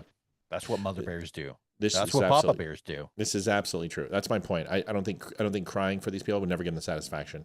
They would see it as weakness and blood in the water. That's all I'm saying. I'm not insulting her. I defend her. I understand. If someone called my kid a dictator, I wouldn't cry. I'd just look at him and be like, are you people adults? What the fuck is wrong with you? Yeah, what the fuck is wrong with you fucking people? I mean, seriously, I've got some things that I want to say about you people. By the way, so Don, I'm not. What do you mean, you people? You know what I mean. I mean you right there. You son of a bitch. Well, but what the fuck did I do, man? Waiting. Kristen Klug says, what is the history of the sneeze, and why to this day do we say God bless you? This is one I actually know the answer to. This is a Trivial Pursuit thing that I can give you. There's two answers. 6th century, massive disease spread through Europe. Now, some people attest it to the bubonic plague, which is actually a different wives' tale that comes around, and I can talk to you about the bubonic plague, and I don't believe that was it. Although bless you certainly was used when people sneezed, but bless you was used by the church in the 6th century plague. That when people would sneeze, it would be a sign of the plague symptoms, and would say "God bless you" in order for a writ of protection. Now, this also happened in the Roman days, and they would say "Jupiter bless you." Versus the people. Really? Yeah. Jupiter bless you. So that's where it came from as well. I've never heard that. Yeah. That's crazy. Yep. So that's the etymology of that. But yeah, Jupiter bless you, and then ultimately matriculated with the Christian faith came into God bless you. So those are where they derive from. Now, the story about the bubonic plague is also interesting. I don't know if you know this story. So you know how the bubonic plague spread, right? Rats, I thought. Right, but what did the rats have on them that the rats caught it? No idea. Blood parasites, so fleas. Oh. Right. So okay. the fleas sense. Yeah, the fleas, that's originally how the rats would get it. Now, ultimately, the fleas are cyclical based upon weather and based upon season and everything else. They're not year-round. So once the fleas dissipated, it was still in the bloods of the rats. So when the rats would go and they would eat food and defecate and urinate over food and also bite people, the bubonic plague would spread. Now, this is an interesting thing. When you look at witches with cats, right? They're synonymous. The broom, the witch, and the cat. Every time you see a witch, black cat, you always see black cat. So what would happen? Well, they found that in the villages, men would be wiped out, but women were alive. Now, reason why is that the single women did a lot of the cooking and baking and at home, and what they had to deal with was rats. So they would get cats, and they would put the cat in the house, and they would kill the rats, and then those women wouldn't be getting the plague because the rats wouldn't defecate, bite the women, or anything else. So, of course, with the superstitious time period that it was, they felt that the women were aligned with dark forces and were witches, and that was the commonality of the cats. I got so they were impervious to the plague, and this is where the witch and the black cat. Because black cats, like other cats, have multiple calicos, and other types of cat will have an extra digit, which made them ratters. They would put them on the ships with the pilgrims too. And these cats were exceptional because they had an extra claw, and it made them very, very good at being ratters. I owned a calico cat which had one. They aren't just on calicos, but black cats in Europe also had the additional digit, which also made them extremely popular to kill rats, and this is where that came from. Yeah, pretty cool, right? I think it's always good to have keep a mildly untamed cat in the house. I do. I love my cat, and my dog loves my cat. And folks, we just one. broke 247,000. By the way, go ahead. We have one. His name's Jack. Jack, and when he was at his heaviest, at his biggest, was plus 20 pounds. And he had all his claws and everything, and we would never let him outside just because I was afraid of what he would drag back up to the house. We didn't know. He has like a mean streak in him sometimes. Yeah. We I have a long history with cats. Do you want to hear about transgender in Yosemite, or a flashback on Saddam Hussein and how absolutely fucking terrifying he was? I know most of what Saddam had done, so let's go with the transgender story. I'm going to give you just a quick with the Ba'ath Party and the purge that happened in 1979 when Saddam Hussein took power. Are you guys familiar? I know you are, Leeroy, but yeah, this guy. Well, I'm not sure that I'm that familiar with that part of it, but. Oh, okay. So I've heard some of it. I've heard some of the torture that he would inflict on people. Let me tell you this cold story. Yeah. So Saddam Hussein, when he took over in 1979 and won the presidential election, and the Ba'ath Party, or the Ba'ath Party, depends how you. It doesn't matter. So he came on and accepted the nomination, and he had an auditorium full. And when I'm saying auditorium. I mean, 400 or 500, balcony and lower bowl filled. This was being recorded. And when he did this, he got all of the dignitaries and the politicians together. And a list was made. And on that list, they didn't say what it was. They didn't say anything. They just called out a name. Mm-hmm. And you were instructed to sit up and espouse the party credo or the religious credo, which was like your affirmations towards loyalty towards the party. Right. And then you were to exit the room. And like 87 of them stood up and left. And then one of the old guys, one of the last ones, stood up and goes, "What did I do? I didn't do anything wrong. What did I do?" And he's screaming at Saddam, and Saddam sits there, national TV, as he's smoking and lighting his cigar in a very scary, authoritarian way. And he matches the cigar, puts it in his mouth, looks down and lights it, and then comes up with these just evil eyes. And he just says, "You are to recite the party line, and then you are to exit the facility." And they did. And Saddam, after all of them cleared out, says, "Congratulations, you are my most loyal, and you haven't been found guilty of conducting a coup against me. And you will have the rest of your time to show me your loyalty and survive." And people in a ruckus applause of overstating their fucking happiness that they're not, whatever's going to happen to those guys outside. And they cheer and scream and cry. And even Saddam wipes a tear away. And then he says that those 87 will be summarily executed. And fucking asshole. Well, wait. And the people in the auditorium by the twos will be selected to conduct the execution and kill their own peers. Oh my God. This was the introductory of President Saddam Hussein into the state of Iraq. So all these people that are like, "Oh, Iraq war was just blah, blah, blah." You people need to read some history. It's terrifying. It was all done on live TV. It's terrifying. Just terrifying. So you should go back to yeah, go ahead. It never has. I know that everyone likes to, people on the left, generally speaking, and this is a broad statement, but they generally like to paint President Trump as this authoritarian dictator who is on par with Hitler and Stalin and blah, blah, blah. And it's like just this over-exaggerated crap that when you hear what actual real dictators do, like connect those dots for me, right? Yeah. I mean, Trump never went out and killed 11 million people or went ahead and said, "Hey, you amongst the Republican Party, I want you to go outside into the solarium and execute these 50 Democrats. Do that so you can prove yourself." Nothing like that has ever happened.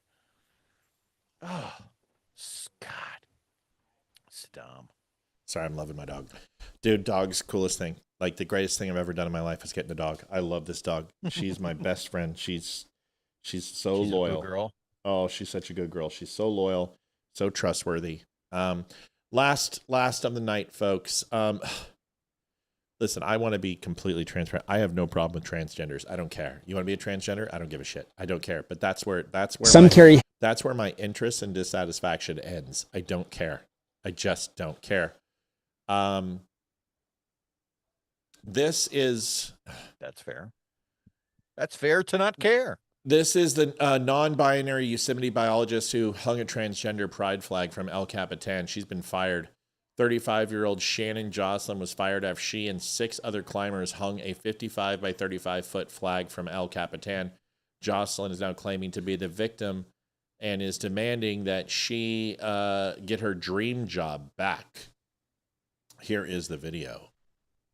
Some carry hate. We carry the largest trans pride flag to ever be flown in a national park and unfurled it on the side of El Cap to prove a point that trans is natural. The Trump administration and transphobes would love to have you believe that being trans is unnatural, but species that can transition sexes can be found on every continent and in every ocean on planet Earth. So call it a protest, call it a celebration. We are bringing elevation to liberation. They try to erase us from government websites and education systems and libraries. So we raise this flag higher than ever before so every trans person knows that they have people that love them in their corner. The people united will never be defeated. Some carry hate. Oh God, there's so much wrong with this. I just wish that I had all the hours in the day. I'm going to let you take a stab at it first, buddy. Do I have to? Yeah. Look, here's the do. I saw a meme. This was not that long ago. This was like 2 days ago. And it showed one crazy person who was yelling at a highly populated area of people who were dressed just like you or me, right? And the person had, you know, the rainbow hair and everything. And they were, the caption read, you have to think, what was it? It was like, you have to think like society if you want to be one of us. But it was that person who was the one who was not like anybody else.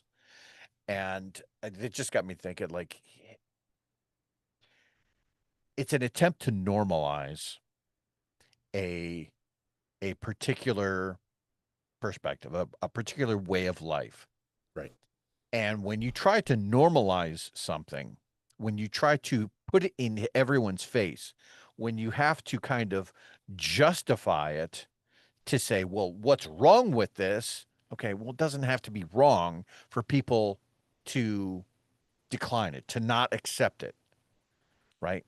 And if that's the strategy, then it really is a brainwashing and or authoritarian way to get shit done. And I find it to be not compatible with my life. And it's not that I have anything wrong with gay people, straight people. I don't care. I genuinely don't care what you do with your own genitals. Just so long as you're not advocating for lopping off of genitals or you know, mutilation prior to the age of consent. But if you have to go and try and pull that, I'm sorry, man. Like, it's just not going to work. Right? Olivia with the text of the night. Did one of the Muppets escape? That's cute. I should have sent that. I listen, you said pretty much everything that I God live. I'll say this. There's also another video that's synonymous with this that I wanted to. There was so much I wanted to show tonight. This is quick. This is 1:28. This is a. Let's watch this, then we'll come back. Americans are calling for a boycott of the retailer Meyer, whatever. After the body cam footage revealed that a $15 billion corporation had a 16-year-old disabled deli worker named James arrested for taking just $110 in food over 3 months to get through his shifts. Here's the video. Hello. Hey. So we have James here. Who's James? Right here. Right here. Okay. He is he works in our deli department. Okay. And we found out that he's just been taking like orders of chicken and fruit cups and stuff like that off the floor for 110. Yep. All right. James, do you have anything on you need to be aware of? Not Don't reach for it if you do. Don't reach for it if you do. Okay, so I have a Sharpie and a box cutter in this pocket. All I have in this pocket is my phone and my earbuds, and then in my back pocket I have my wallet. Right. Go ahead and stand up for me. Okay. All right, just go ahead and put your hand on the wall for me. I'm just going to take everything out. We'll get it with you.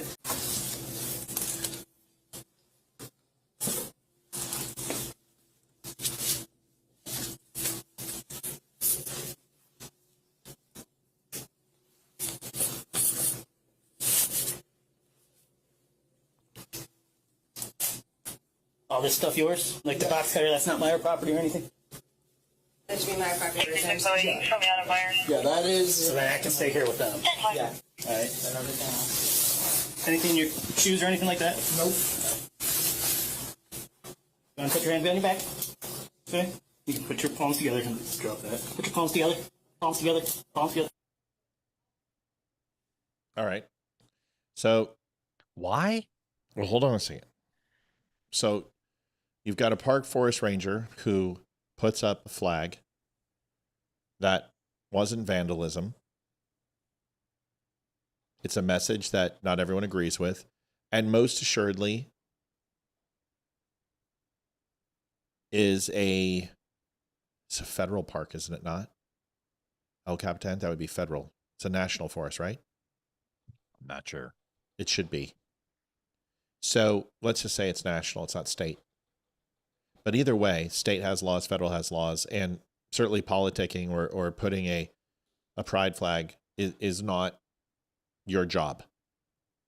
And you're breaking the rules. Just like if a company says you can't have a hat or you can't have any noticeable tattoos, you have the right to lose your job. You don't have a right to keep it. Right. You have a right to lose your job. You don't have a right to keep it. It's right? It's federal. Okay, I figured El Capitan was federal. So either way, you're breaking federal contracts by doing that, by being a federal-run land. Do I feel bad for that person to lose their job? No, because they broke the rules. Therefore, goodbye. Now let's get to James. James stole $110 worth of food from his retailer restaurant. And didn't claim it and was subsequently fired. And a police officer was brought in to escort him off the property, I would assume, because this would be a misdemeanor at that dollar value in any state. Right. But to probably, for another reason, maybe the kid has shown demonstrations of violence. We don't know what. But the way the police officer acted, do you have any weapons on you? And it's don't reach for it. Firmly don't reach for it. It leads me to believe that he probably saw him as a threat or was reported that this kid's dangerous. So did I see him cuffed? I don't know. But I'm going to say this, and it's Leeroy's, and then we're out. I have fired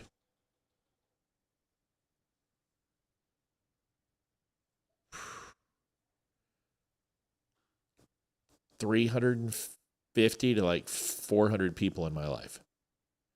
And I have hired 30,000 to 34 or 35,000 people. And that is because working with Comcast, we had 3,700 employees. Just do the math. Right. If your turnover is 20% and you worked there for 3 years, that's 1,000 people right there. But Apple as well, and district manager, I have done a shit ton of interviews, but I have either hired or been responsible or interviewed 34, 35. I want to make sure I'm clarifying, not just hired 35,000 people, but been responsible for in my area of responsibility. And if I've terminated 400 to 500, that's not a bad number. It's a pretty damn good number. It's less than 1%. No, that's pretty good. Sure. My turnover was the lowest. Whatever company I was with, and this is something that I'll stand by, Apple, Game Crazy, Hollywood Video, NBC, Comcast, my turnover was the lowest every single time. We did not lose people because we invested in them and we made sure we got the people who were dragging them down out, who were making the job difficult. I don't care if it's $110. I don't care if it's $100,000. My standard was, if you steal from me, you're fired and you're gone and you'll leave in handcuffs. I don't care how much it is. I don't care if it's $5. I don't care if you needed to eat. But the other side of that coin is that if you are in trouble or you need help, you can come to your store leader or me, and we will ensure that we figure it out.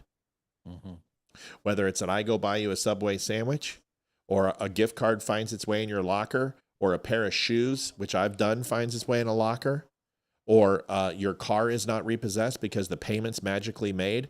These are things that would take place that I would never take credit for, but I would always try to help my associates. One of our people walked 3 miles every single day to and from to work.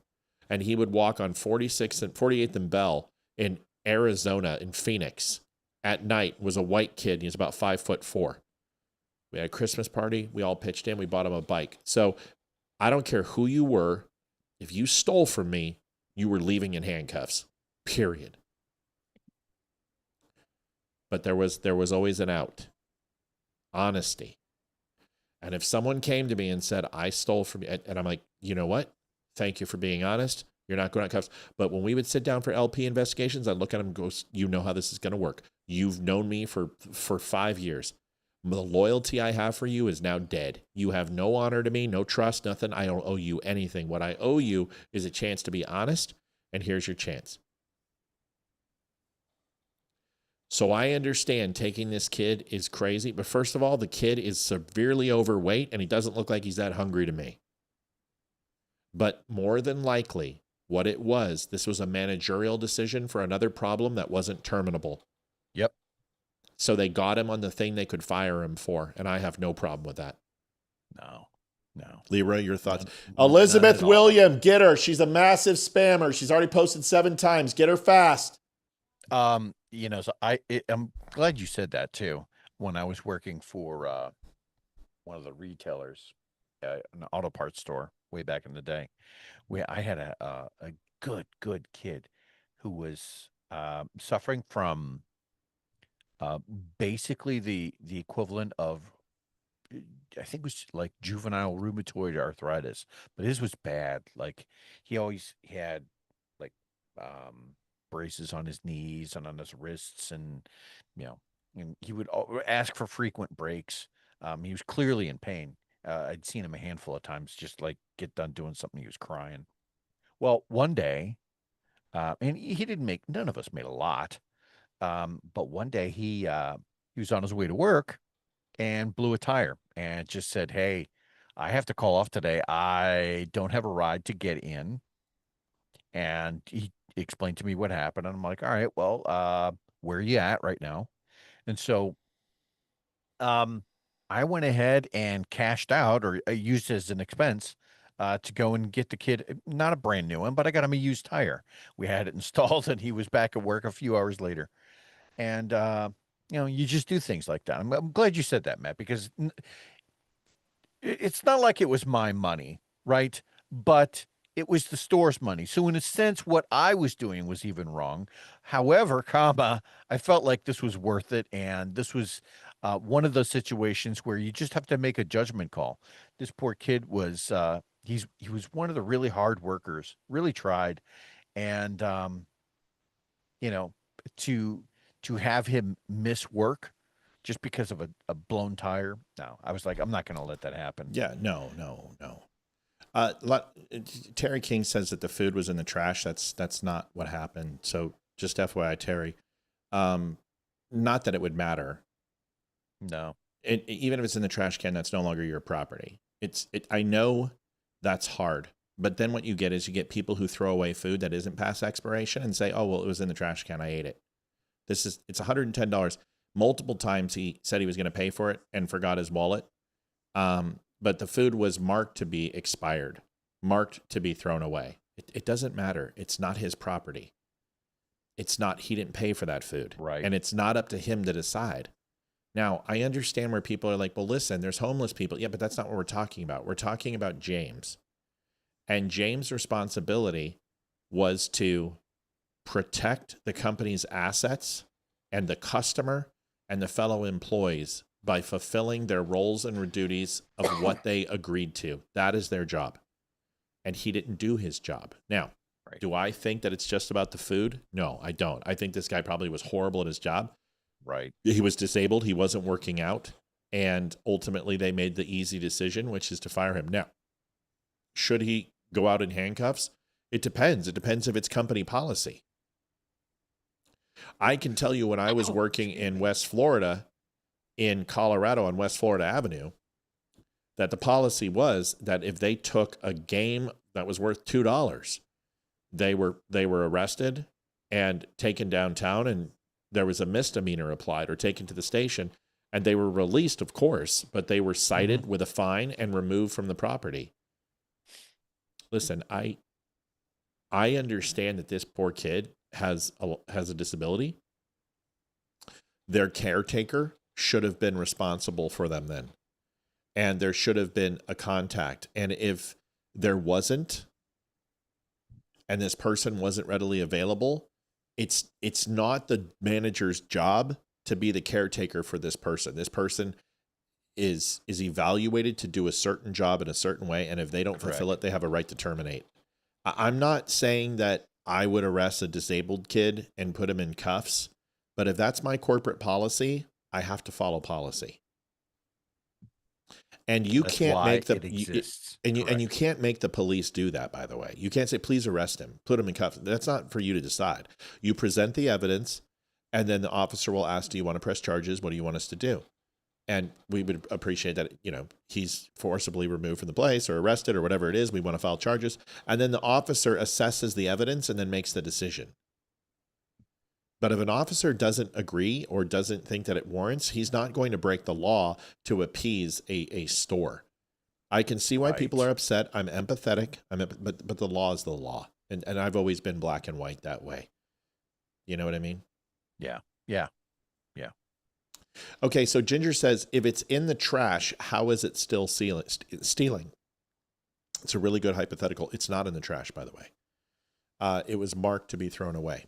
So until something is in a receptacle and it is picked up out of a dumpster and put into the city's scoop or the city's back of their truck, it is still your property. I can Star quote chamber, right? Oh yeah. That's a great one. Remember that? Yeah. No, that's a really good example. Star Chamber is a great movie. There have been plenty of cases where evidence has been on the roadside and officers have waited for it to go into the city's trash can. And what Star Chamber points out quickly is that I can't remember the case, but it's actually a real case where the evidence, which I think was some shell casings and some bloody rags, was not dumped into the back of the truck and mixed with the garbage. Therefore, the search and seizure warrant that they had, because it was in the scoop, it was still their property, and therefore it was a null and void on the arrest and the evidence. Go ahead, Leeroy. Yep. No, that was spot on. And we've used that example. It's probably been better than a year and a half. But Matt and I are such movie aficionados that I don't know why I have the brain that I do, but like I recall stuff like that. And it was a movie about a police investigation. It was really about a series of judges who would get together and arbitrarily kind of decide on whether or not a case was or a defendant was either guilty or not guilty, and it was outside of the purview of the law. And what the example that Matt was talking about is there was this really clear-cut case of exactly that. These guys who thought they had a guy dead to rights, and what they had acquired the evidence through going through the guy's trash, but they waited until the garbage man had dumped it into the back of the truck, because up to that point it's still considered private property. But because they didn't let it mix. Yep. Matt and I have a lot in common on this stuff. We do. So what you're talking about, someone just said, did his disability hinder him from knowing right from wrong? You're talking about mens rea. And mens rea is a Latin term in law that basically says that if you don't understand the capacity of the crime, it doesn't matter, you're still guilty. So your mental faculties of the time has to be proven. So if you want to claim that it was because it was a temporary psychotic episode, you can do that, but you actually have to prove that in the court of law. So mens rea comes into effect there. Just like Hillary Clinton say she didn't have intent. Well, Hillary's defense team would have to prove that. And mens rea is very, very clear, is that there is a series of steps that need to take place in order to declare mens rea that somebody is guilty, even even with a disability or some sort of capacity. So no, his disability has nothing to do. The moment that he was hired, a list of specifications with his condition were laid out for him of what he was supposed to do and was trained upon that. As long as his training handbook, his associate's handbook is signed, and he went through the courses, which a company of that size absolutely 100% got the training done for that person, especially because he did have a disability, and that is a person who is a protected class. They would have made sure. Riley says that's for the court to figure out, not a cop. That's absolutely true. It's absolutely for the courts. And here's the thing: loss prevention for most of these companies, they are police. Pretty much every LP guy I ever met was a cop. So I did a lot of work with LP, and yeah. So do I feel for the kid? Sure. Am I empathetic? Sure. I mean, he's a kid. If I had $100 right now, I'd give it to him. You know what? He just got $28,000. He has a GoFundMe set up. He's made 28. He's probably going to get hundreds of thousands of dollars out of this, and this kid's going to be set for life. So I don't know what to tell you. I just believe that there are laws and there are rules. The last thing is the trash, and then we're going to cut it out because I don't want to be too much later. I really don't, and I'm sorry. I wanted to cut it at 9:30. Leeroy, I'm going to respect your time more. I apologize. It's been a while since we've done this. We've been good lately. The reason why it's like, well, if it's in the trash, why is it still your property? Because this is why. I had a guy, and his name was Doug. I can't remember Doug's name. He's a piece of shit. I don't care if I out him. But he stole hundreds of thousands of dollars from Game Crazy. And what he would do is that he would open up his back door and he would sell Xboxes and PS2s out of the back of his truck. And what he would do is he would take a system and he would mark it defective when he took it in for trade, and it wasn't defective. And he would mark it for destroy. Now you had to keep systems for 90 days in order to not mark them down and then sell them. So you keep them for 90 days. And what he would do is he'd keep a log of the serial numbers, and he would do inventory every morning. And he would put in those serial numbers, and he would have a list, and he would punch them into the computer every morning, hundreds of them. That's all he would do. And what he would do is to take those PS2s, and he would mark them for destruction, or take those Wiis and mark them for destruction. And then every night he would open up the back door, and all the gangsters would come up, and he would sell those PS2s for $50 a pop. And this guy, he sold. So what he did, so he marked it to trash, threw it away, threw it in the dumpster. Then, so legally on camera, it looked like he did his job. And then he would take that system and then turn around and sell it. It was in the trash. He followed the rules of the law, except that the systems weren't defective. Right. So when you mark something in inventory as non-consumable, it then goes, and here's why this is important. Now listen to me carefully, because the corporation is responsible. When you move a certain amount of food or produce, you can get essentially it's a retention check. You can get it from your produce vendor. You can get it from your vegetable vendor, your dry goods vendor, whether it's Kraft or Noble Cisco. If something expires, just like you can return it to the grocery store, if it says expiration date, then it's green when you get home and you're like, wait a second, I got 5 more days on this. You can take it back to the grocery store and get your money back. The same thing for restaurants. So what they do is by the tonnage, they go ahead and report how much waste they have. And then they go ahead and write that off as a loss at the end of the year for tax purposes. If you have someone consuming that, then that's called fraud. And that company can be held accountable for that.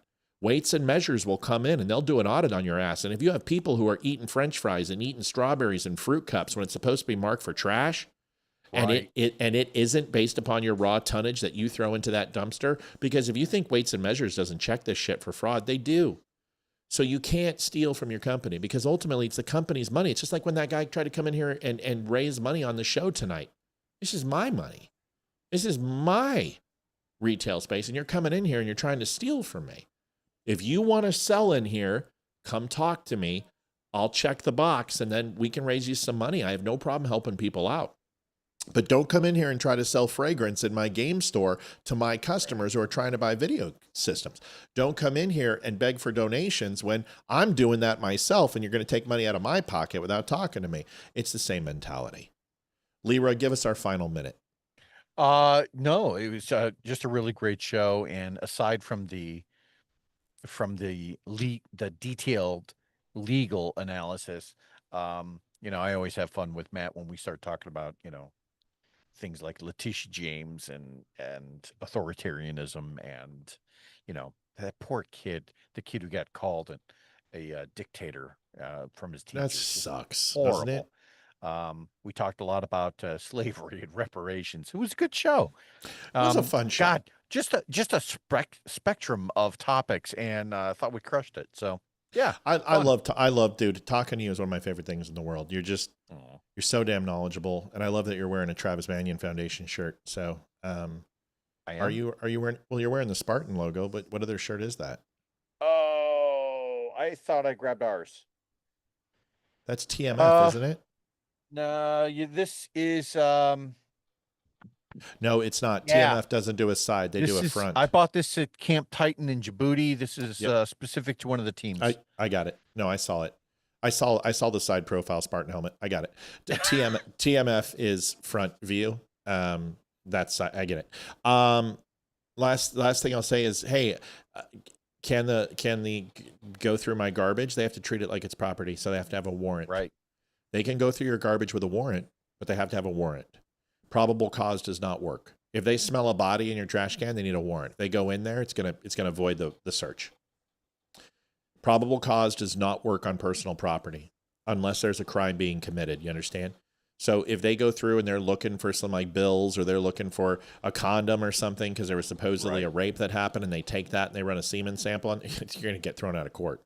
You need a warrant for that. Your trash is your personal property. It's your receptacle. It's probable cause doesn't work. True that. Kids had a great first day of school. Tina Savage says, surely once garbage is put out for pickup, it's considered discarded and no warrant is needed to go through it or collect from it. I'm going to challenge that, Tina. That might be state and city. Let's talk about that next, because there's several cases that I don't have for you right now that I can tell you that that's not accurate. Maybe in Oregon. And I believe it can't be on your property. So if you have a receptacle that's communal, then yes, it's discarded. Once it's mixed with other garbage, it's discarded. But if it's like in your receptacle and it's on the curb, it's still your property until it's dumped. But that may not be all. So Tina might be absolutely right for city, state, and local, but I believe you have to have probable cause. This is a great question. Tina, don't let me forget this so we can talk about it, because I want to make sure. This is years of criminal justice ago that this could be changed now. But anyway, good night, everybody. Thanks for watching. Everyone, we appreciate you. Everyone have a great night. Thank you so much to everyone who donated. And you guys are amazing. We have the best audience around. We really do. Thank you, guys. So yeah, you get out of here. I'm going to answer a couple questions. I love you, buddy. Carrie says something's wrong with your counter. It's going to the last three. No, it's going. See, 247, 135. It's doing okay. You know what? Let me just get the law, because I want to find it.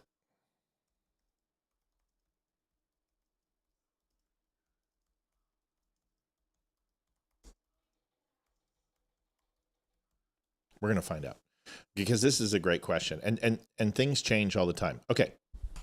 It's Fourth Amendment, and this is how it's stated. Federal standards, so U.S. Supreme Court, California versus Greenwood, 1988. That's right. This is the one I was talking about. The Supreme Court ruled that police do not need a warrant to search trash left outside your home in public access areas. For instance, the curb. The court said there's no reasonable expectation of privacy once you put your trash out for collection. So at the federal level, yes, police can search your trash without a warrant once it's off your property and accessible to the public. That's the key, right? State law. Here's the differences. Some states offer stronger privacy protections under their own constitution. For example, New Jersey and Vermont require warrants for trash searches, even if it's at the curb. California and Texas and most states follow the Greenwood rule, no warrant needed. On the other hand, if police are to step on your private property at all, like your yard, porch, driveway, or entryway or fenced area, to rummage through the trash, that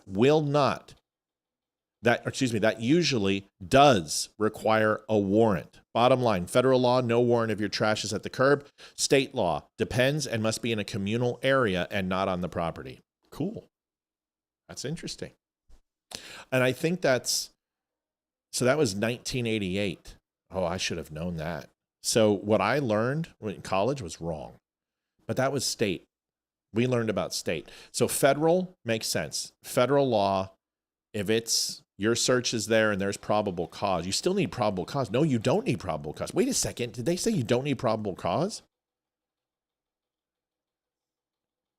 State law. Federal. California Greenwood Supreme Court, the police officer does not need a warrant to search trash left outside your home in public access area. The court said there's no reasonable expectation of privacy once you put your trash out for collection. Yes, police can search your trash without a warrant once it's off your property and accessible.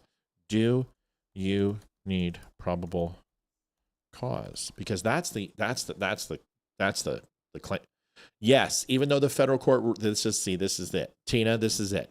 Even though the federal rule, California versus Greenwood, says police don't need a warrant to search once it's left in the public area, they generally still need probable cause or at least reasonable suspicion to justify doing as a part of an investigation. Okay, so if they smell a body, that's reasonable suspicion. If they smell, like your neighbor's house is on fire and there was gas poured and they smell gasoline, that's probably reasonable cause is probable cause is what I would assume. No, Riley, it's not considered abandoned, not when it's on your property. We'll talk about it tomorrow. Are commercial dumpsters free game? Yeah, it's not on your property. So communal or commercial, like you live in an apartment complex and you put your garbage, that's not. My trash cans stay on my property and the guy walks and picks them up and pulls them off. They're not in the street. They are on my actual property. And in Virginia, which is a Commonwealth, they have to have probable cause or a warrant to go in and grab that from the state level, but not on federal with what we just read. Great stuff. Tina, thanks for the education, folks. We had a lot of people on tonight. It was huge. Do me a favor before you leave. We had 147 people like it. That's a great number. Please do me a favor and like it. And please share it. We'll see you guys tomorrow. Friday night, Red Friday. We're crushing on the follows. Thanks for all your help. We'll see you tomorrow. Thanks for the donations. Have a great night. We'll talk soon. See ya. Adjusting transmitter output. This is the Don't Unfriend Me Show with your hosts, Matt, Leeroy, Amy, and Olivia. Geopolitics, military analysis, and election coverage. Coming to you live on all major social media channels at The Dumb Show. Honest, direct, unfiltered. We can agree, we can disagree. Just don't unfriend me.